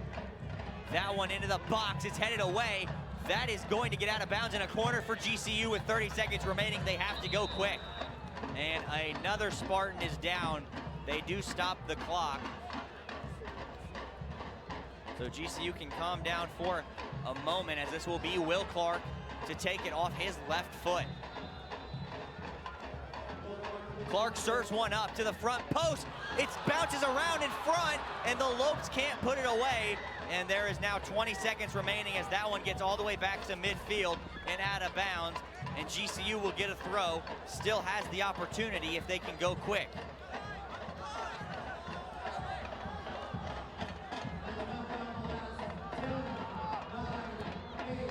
Ten seconds left. That one gonna bounce around.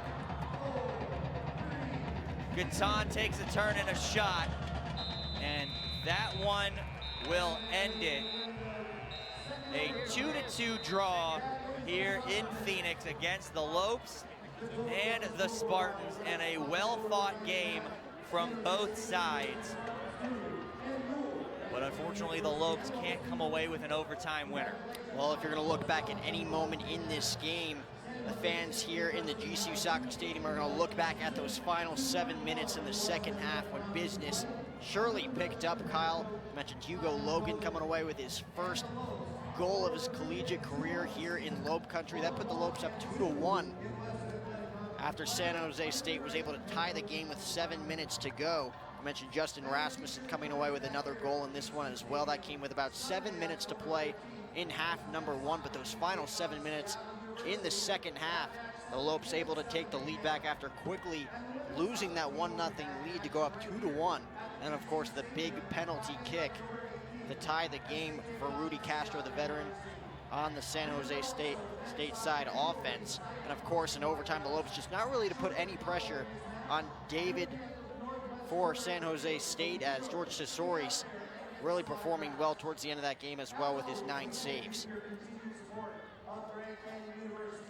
So the Lopes come away with their second draw in the last 3 games. They will fall to 4-3-3 on the season and 1-2-1 in Western Athletic Conference play. San Jose State will pick up their first draw of the year, going 2-8-1, and they will go to 2-1-1 in Western Athletic Conference play. And you know, you talk about good defense despite the 2 goals given up by George Tesori's. He had 9 brilliant saves, tying a season and a career high. Nothing you can complain about defensively, and you saw it in that second overtime period with a couple of phenomenal saves from George Tesori. He's able to keep his team in this game defensively with his back against the wall. Do or die situation for George, able to come through in the clutch. The offense just could not pull the trigger in the final seconds. We saw with about 20 seconds to go with a chance to pull the trigger, they just weren't able to again pull the trigger in these final moments as they walk away with their first draw of the season here in front of the Havocs.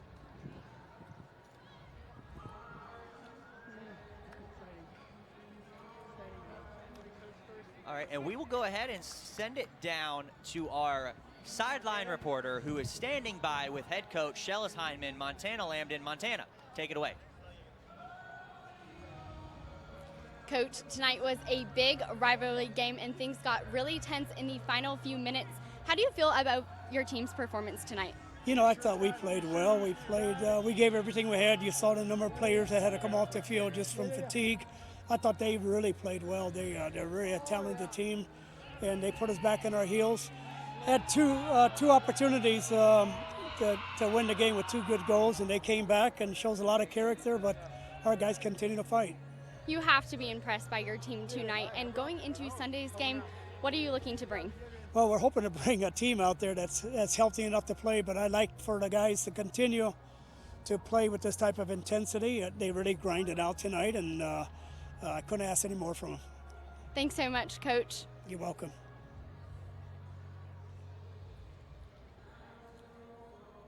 Hugo, you came in clutch in the final 5 minutes of play, scoring that second goal. What did it feel like having the entire crowd just roar for you? It's pretty crazy. The atmosphere here is great. We love the fans coming and cheering down, and it's just a shame we couldn't win. I really thought I won the game, but you know, that's soccer for you, so yeah.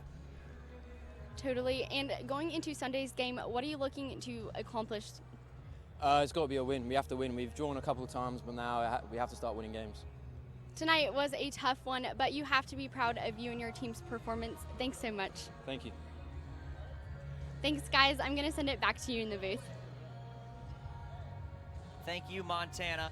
And that was head coach of GCU men's soccer, Shellis Heineman, and one of our player of the games, Hugo Logan, the other player of the game, Justin Rasmussen.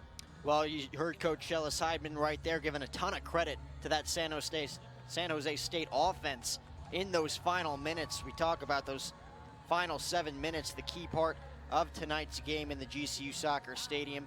The Lopes looking great defensively in those first 83 minutes. Again, like I mentioned, they were in cruise control the entire night as they were just unable to come away with the victory, with San Jose State's offense coming alive in those final minutes, and then the defense stepping up in a huge way in overtime. Thank you for all your help. Well, everybody, we thank you for tuning in, and we have more men's soccer action as the Lopes take on the Redhawks from Seattle U Sunday at 7 p.m. right here on GCU TV. Don't forget to follow us on Twitter, Facebook, and Instagram, and to subscribe to our YouTube channel at youtube.com/GCU. Everybody, thank you for tuning in. Enjoy the rest of your family weekend. Enjoy.